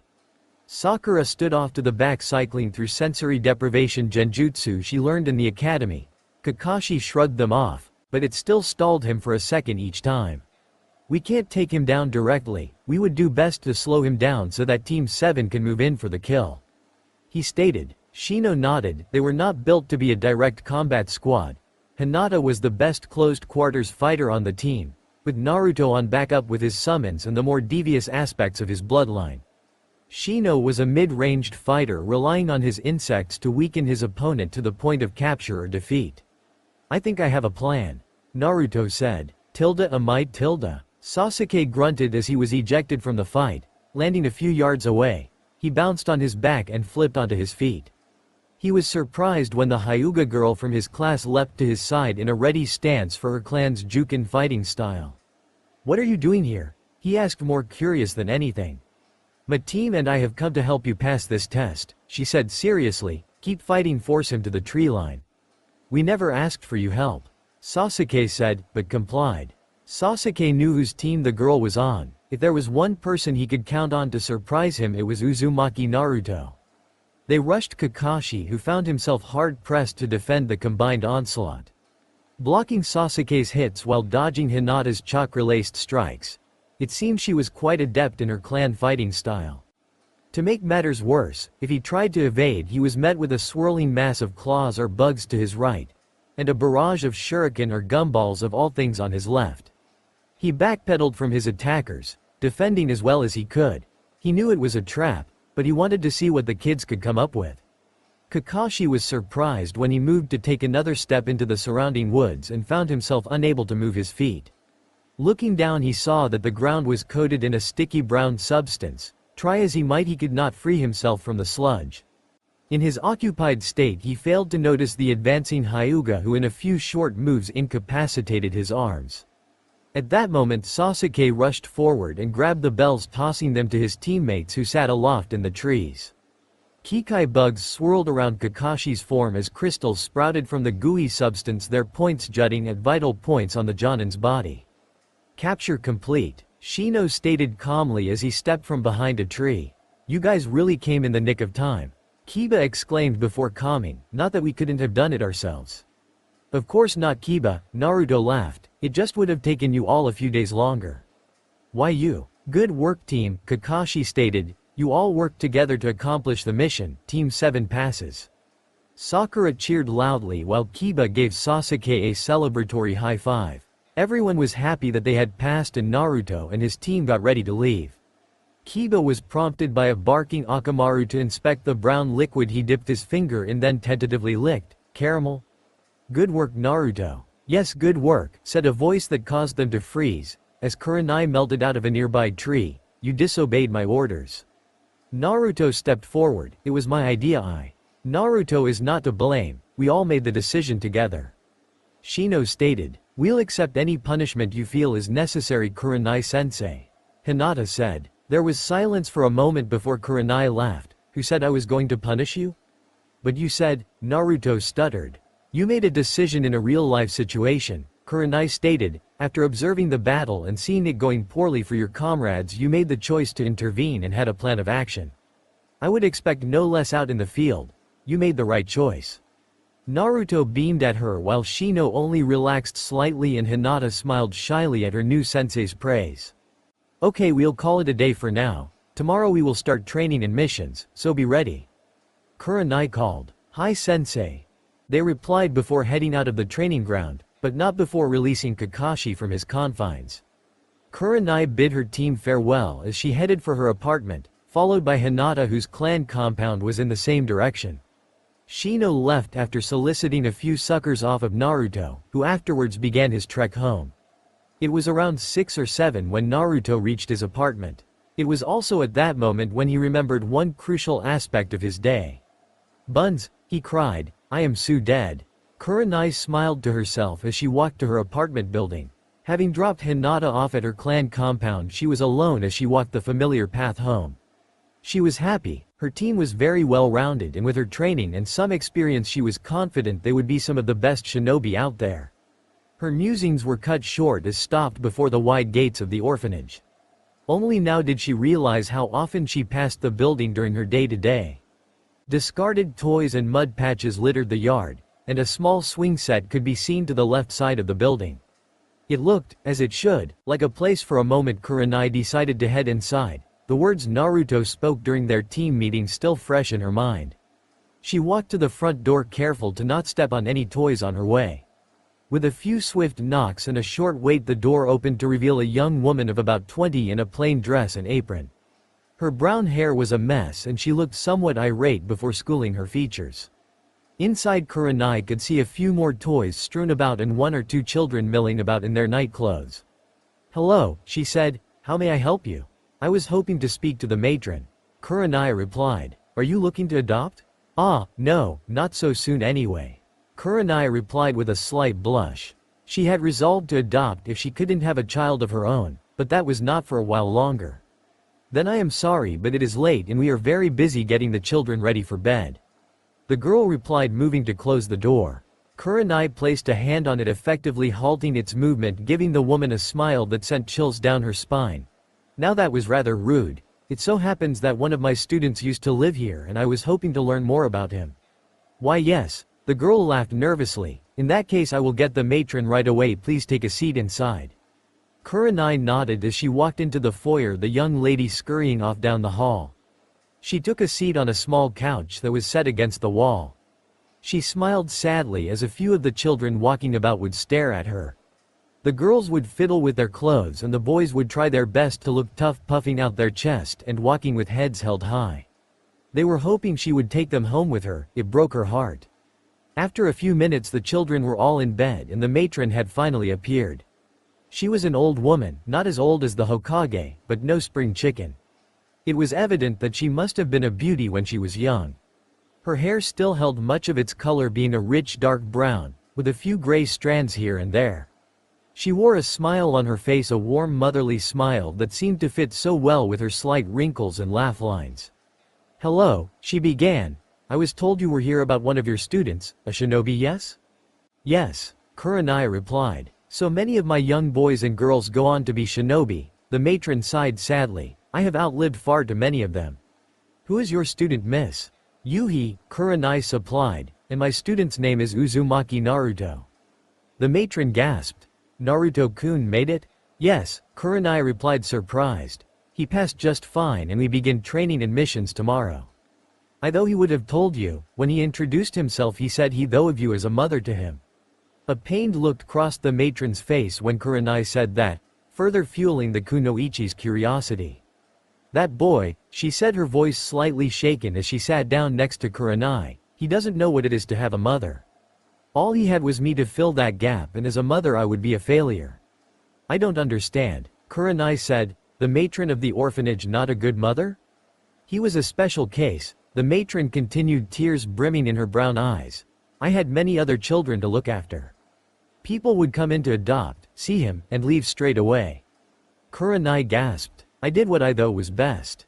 The old woman continued. "On nights that adoptions were to take place, I would hide him away and let my assistants handle the couples coming in."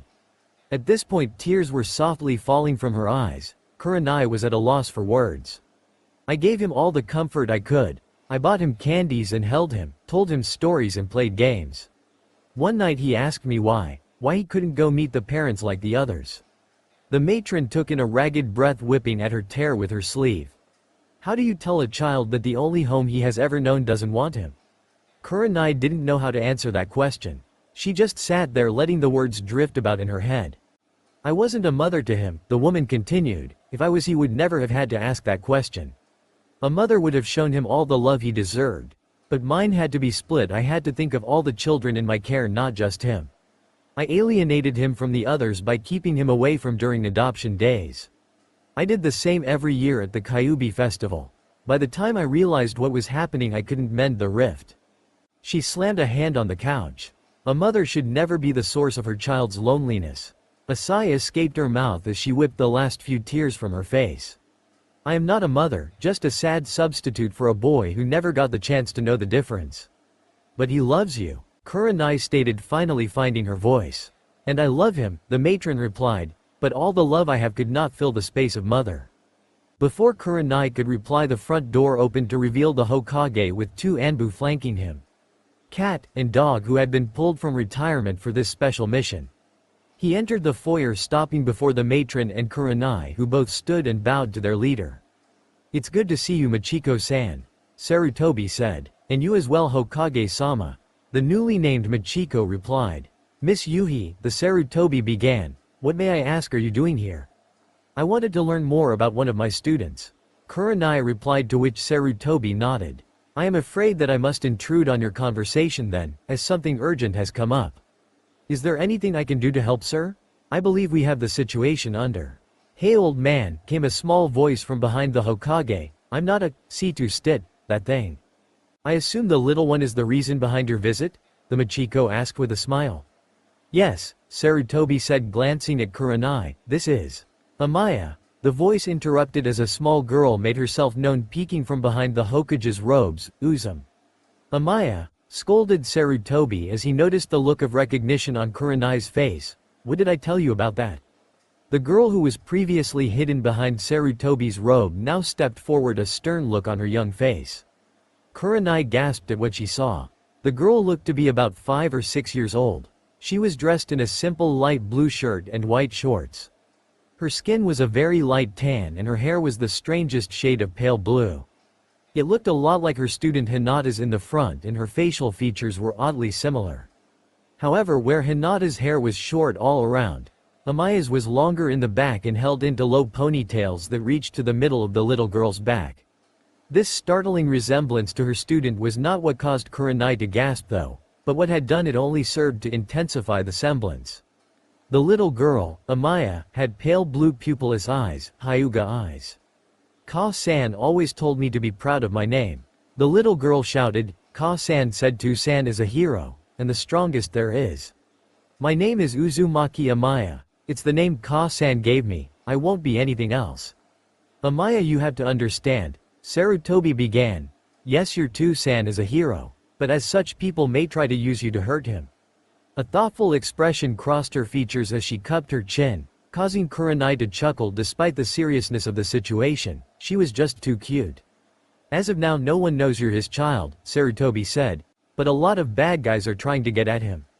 Amaya nodded before asking, why doesn't he just beat the bad guys up? Sarutobi sighed, because there are a lot of them, and some of them are hiding, so we have to help him look. Amaya smiled. So they're running away because they can't stand up to To-san's awesome strength. The little girl punched the air a few times and Sarutobi placed a hand on her head. Yes, but once he finds them all he'll come here for you, I promise. The girl settled down but still smiled, that bright smile that had melted both Sarutobi and Michiko hearts when they saw it on the face of a whisker-marked blonde. I know he will, Amaya stated. Ka-san said so, and Ka-san never lies. But she sniffed as tears brimmed at her eyes. Ka-san's gone and my name is all I have of To-san. Tsukimi's body finally gave out under the stress of labor followed by the stab wound. The poor girl lost her mother and can't be allowed to see her father. Sarutobi thought ruefully. Michiko knelt before the child. I know it's hard, dear, but you have to be strong for your To-san. I'll try, Amaya sniffed, but it's hard. Sarutobi reached into his robe, pulling out what looked to be a silver cord. He let what was in his palm drop while holding the cord. Hanging there was a small clear crystal. It branched of 3 ways, looking somewhat like a bird's foot without the 4th talon. Amaya stared at it wide-eyed, before reaching out, taking it gently from the Hokage and staring at it in her hand. Your To-san made that, Sarutobi stated. Amaya held it to her chest, hugging it slightly to her small form. To-san, it feels warm. She brightened. Old man, it beats like a heart. She must feel some connection through their bloodline. Naruto's sugar crystals have shown the capacity to absorb and hold chakra. It was thanks to those experiments that I got that very crystal, Sarutobi thought as he watched the crystal pulsate with a soft glow. As long as you have that, he'll always be with you, he said. I am sure it can make up for the loss of your name for now. Amaya nodded, still holding the necklace tightly. Now I am sure you are tired, it has been a long day. Michiko will lead you to your room, said the aging Hokage. Come along, dear, Michiko said, taking the girl's hand, who yawned cutely. Kurenai watched as the girl disappeared around the corner before turning to her leader, the look in her eyes demanding answers. Sarutobi sighed as he began to tell her all about Uzumaki Amaya, daughter of Uzumaki Naruto. However, after we finish, Sarutobi added, I have a request of you. Amaya. Naruto sighed as he walked the path to his team's training ground. Tenten had been very peeved at having to wait for him to show up. As such, his training that day consisted of massaging the kunoichi's sore muscles from her day's training. She insisted that it was a form of training his fingers to be more nimble, and that it was a vital skill for a man to have.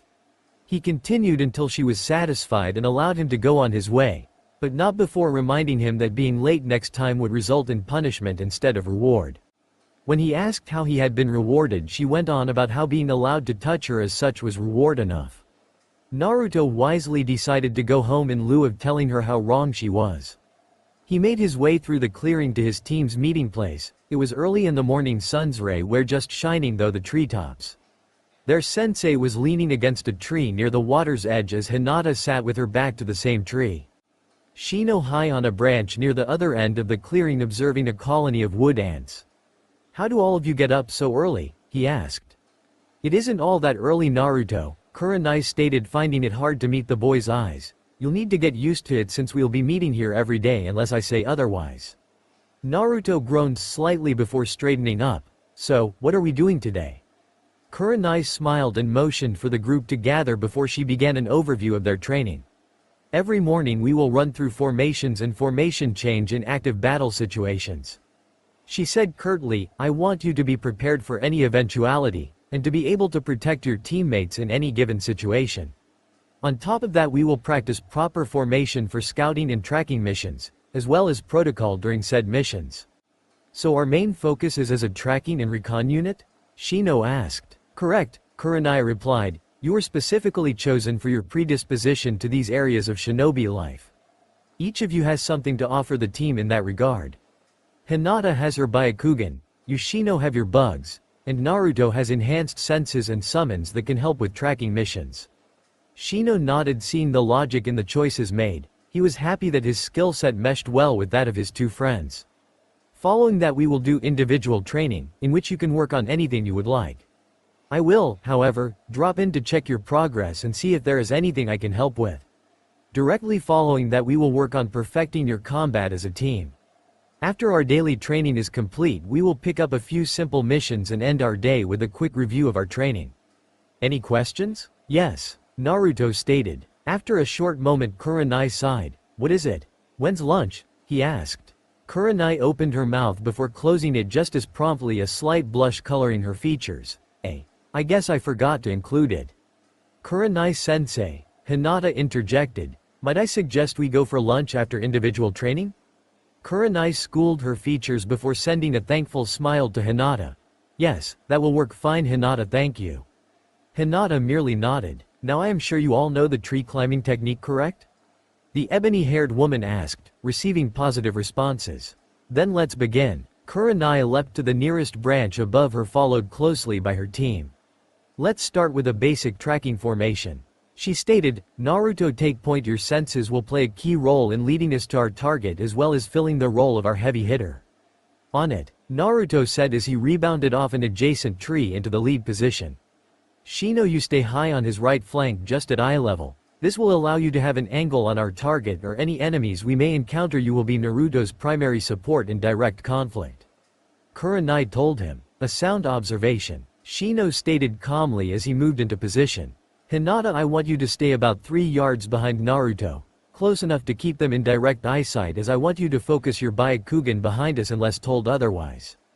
In high danger environments you cover our back." "I will do my best," Hinata replied. "My position will be directly at Naruto's left flank," Kurenai stated. "I am more suited for a support role, and that is what I will do since we won't be taking any truly dangerous missions anytime soon.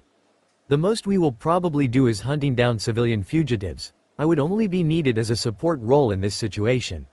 Now we will continue at this pace, and I will call out formation changes as we go.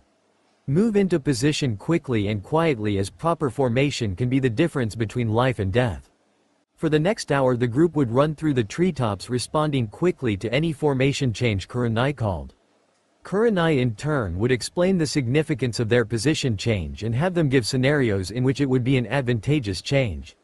Shino excelled in these drills due to his clan's focus on intellect during battle. Hinata in the same respect was able to answer fairly well when asked. Naruto, however, had trouble grasping the theoretical, causing a few of his active battle scenarios to veer into the realms of the strange. "For the last time," Kurenai said, "we will not be attacked by 5-year-olds, so let them eat candy. Strategy will not work. It will too. I for one have been attacked by 5-year-olds on numerous occasions," Naruto said. "That's because they know you as the candy guy, Naruto-kun," Hinata added. "Exactly, as my teammates you must be ready to defend against full-scale toddler attack at any moment." Naruto smiled. "It would almost make sense if it wasn't so absurd," Shino added, pushing up his glasses mid-leap. "I think that is enough of this for today." Kurenai sighed as she rounded a tree and led the group back to the clearing. "Tilda, a might tilde," As individual training began, Kurenai insisted that the three of them work alone for this segment of their training unless a teammate is expressly needed. Hinata insisted on having the clearing near the spring. In fact, she was so resolute in her insistence that her teammates could not bring themselves to even question why. Shino had asked Kurenai about the use of genjutsu, something that ignited a fire in Kurenai's eyes. She had hoped that one of her students would take an interest in the more subtle of the shinobi arts. With Naruto's help, I have access to reserves of chakra that is unknown to my clan. Shino had stated, as you said, I fill more of a support role on our squad, and genjutsu would go a long way towards becoming more effective in my support role. Kurenai had immediately produced a training scroll of her own making, urging Shino off into the surrounding trees with the promise of coming by to help him later. Lastly, Naruto was led to a separate clearing by Kurenai, who had told him she had a special sort of training in store for him. Now Naruto, Kurenai began. What do you know of Fuian Jutsu? The sealing arts, sensei? He replied. Yes, she said, it is a very complex art that requires years of study to master. They say Tu-san was a Fuinjutsu master. Naruto mused. I myself am only a novice compared to Yondaime-sama, or even, Kurenai growls, Jiraiya of the Sannin. What does this all have to do with me, sensei, aside from the obvious? Naruto asked. Hokage-sama would like me to teach you the basics of sealing, Kurenai replied. He believes that you will find a way to use the skills in conjunction with your bloodline. With my bloodline? Unbeknownst to Kurenai, that simple sentence had sparked a fire of invention in the young shinobi. However, before you learn anything about sealing, you need the proper foundation. Kurenai said, retrieving a brush, inkwell, and scroll from her pouch. For today you will practice your calligraphy. Your strokes must be precise with no splotches or discolored areas. With sealing, every brush stroke counts. A single flaw could mean disaster. Naruto nodded, though slightly peeved at the idea of spending his individual time working on calligraphy. Kurenai assured him that it would only be every other day that he worked on this, though, so he relented. Lunch was a small affair at a local barbecue. The most interesting thing being Naruto's insistence on ordering from the dessert menu. After a good 10 minutes of arguing, they had convinced the waitress that, yes, it was normal for him to eat a hot fudge sundae for lunch. On top of that, Naruto had unsealed a slew of ice cream toppings that accounted for more than half of the sundae's total mass by the time he was through. All chased down with a cool glass of chocolate milk. Isn't that a bit unhealthy? Kurenai questioned as Naruto was drowning a family of gummy bears in his chocolate sauce. We believed the same thing for a time, Shino answered, but were proven wrong. Naruto-kun eats more candy a day than I believe I have in a lifetime. Hinata added. My bloodline takes care of it, Naruto said. Besides, if I am ever caught without a medium for my skills, it helps to have copious amounts of sugar in my bloodstream. Kurenai looks surprised. You can pull sugar from blood? Naruto nods with a mouthful of ice cream. Then why not pull the sugar from an enemy's body? The ruby-eyed woman questioned. I can't. He answered simply, it would require a ridiculous amount of chakra control to achieve that effect without direct contact, and even then it would have to be on an open cut. Shino nodded. Yes, Hinata and I have gone over this with him before. Even pulling sugar from his own blood without an incision is out of his current reach. Naruto looked sullen for a moment. They say my father could do it. Naruto. Kurenai muttered, noticing his swiftly darkening mood. However, just as quickly his mood picked up as he gave his team a smile. I'll get it one day though, no worries. I'm sure you will, Naruto-kun. Hinata reassured him with a smile and a slight blush. He is good at putting up a front, but I can tell it's still bothering him. Kurenai inwardly sighed. How can you blame the kid when he has such a legacy to live up to? After their meal, they made their way back to the training ground where they once more sat before their sensei. Alright, Kurenai began. Now for the final segment of today's training before we start on missions. Active battle teamwork training. Kurenai was simply beaming at her team, eyes shining with unbidden mirth. It was unnerving to say the least. After a few tense moments of silence and one or two awkward coughs, Naruto spoke up. Kurenai-sensei wa. Begin, she cried, charging forward. Naruto jumped into a ready stance, but was instead saved by a wave of insects that caused Kurenai to jump back a few feet. A moment later, Shino and Hinata were at his side. Hinata's Byakugan eyes blazing. She stood in a modified Jukin stance, body at an angle with one palm facing forward and the other open behind her at hip level. Shino stood arms raised as seemingly millions of Kikai bugs swarmed around him. Kurenai smirked before her form wavered and she disappeared like a mirage. "We must find her," Shino stated. "Leaving her to her own devices for too long would only play us into her hand." "You see anything, Hinata?" Naruto asked. Hinata took a moment to focus before she perked up. "She is about 100 yards due east, hiding under a genjutsu." "Good work, Hinata," Naruto said, sniffing the air. "I have her scent as well." Tracking formation 1. We need to be wary of any traps she may be trying to set. They took the trees, making quick time to their teacher's location before Hinata called the team's attention.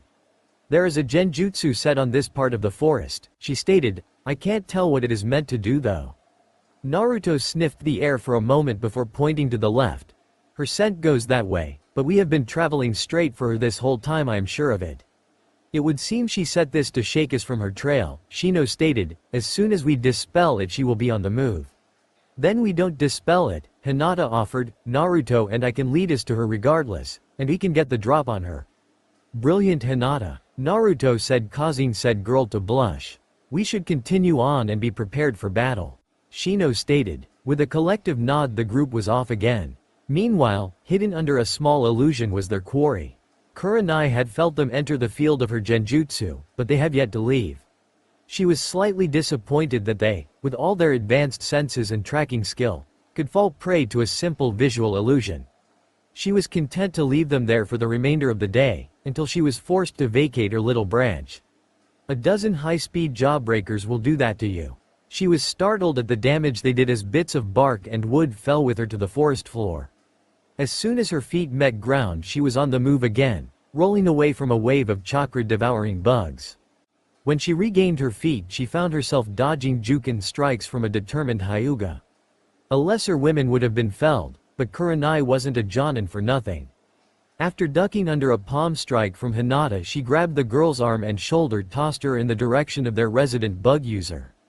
She didn't anticipate the sheet of crystalline sugar that found its way under the girl's skyward feet. Nor did she expect her legs to fall out from under her as Naruto slid in from the foliage. Looking to the sky she watched as Hinata launched herself off the plane of sugar, palms extended and shining with chakra.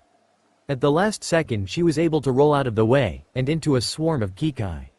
The two members of Team 8 almost relaxed when the third spoke up. "It's a replacement," Shino said. "Hinata, can you find her?"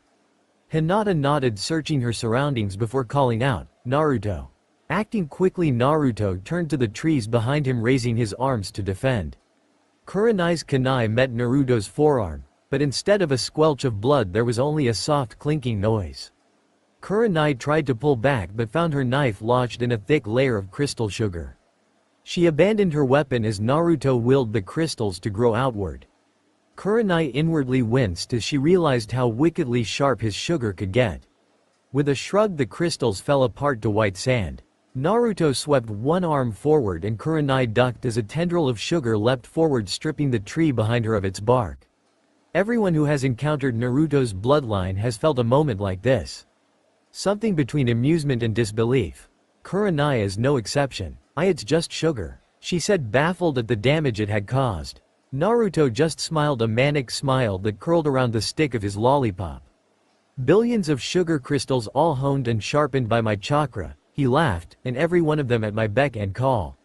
His arms shot outward as sugar collected at his feet before branching off in countless thin tendrils. Whipping about, angrily biting at the air like snakes.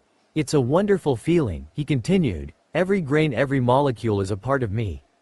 There is no limit to what it can do, what it can form, but I know one thing." Kurenai stiffened as she felt the tip of a kunai at her neck and chest.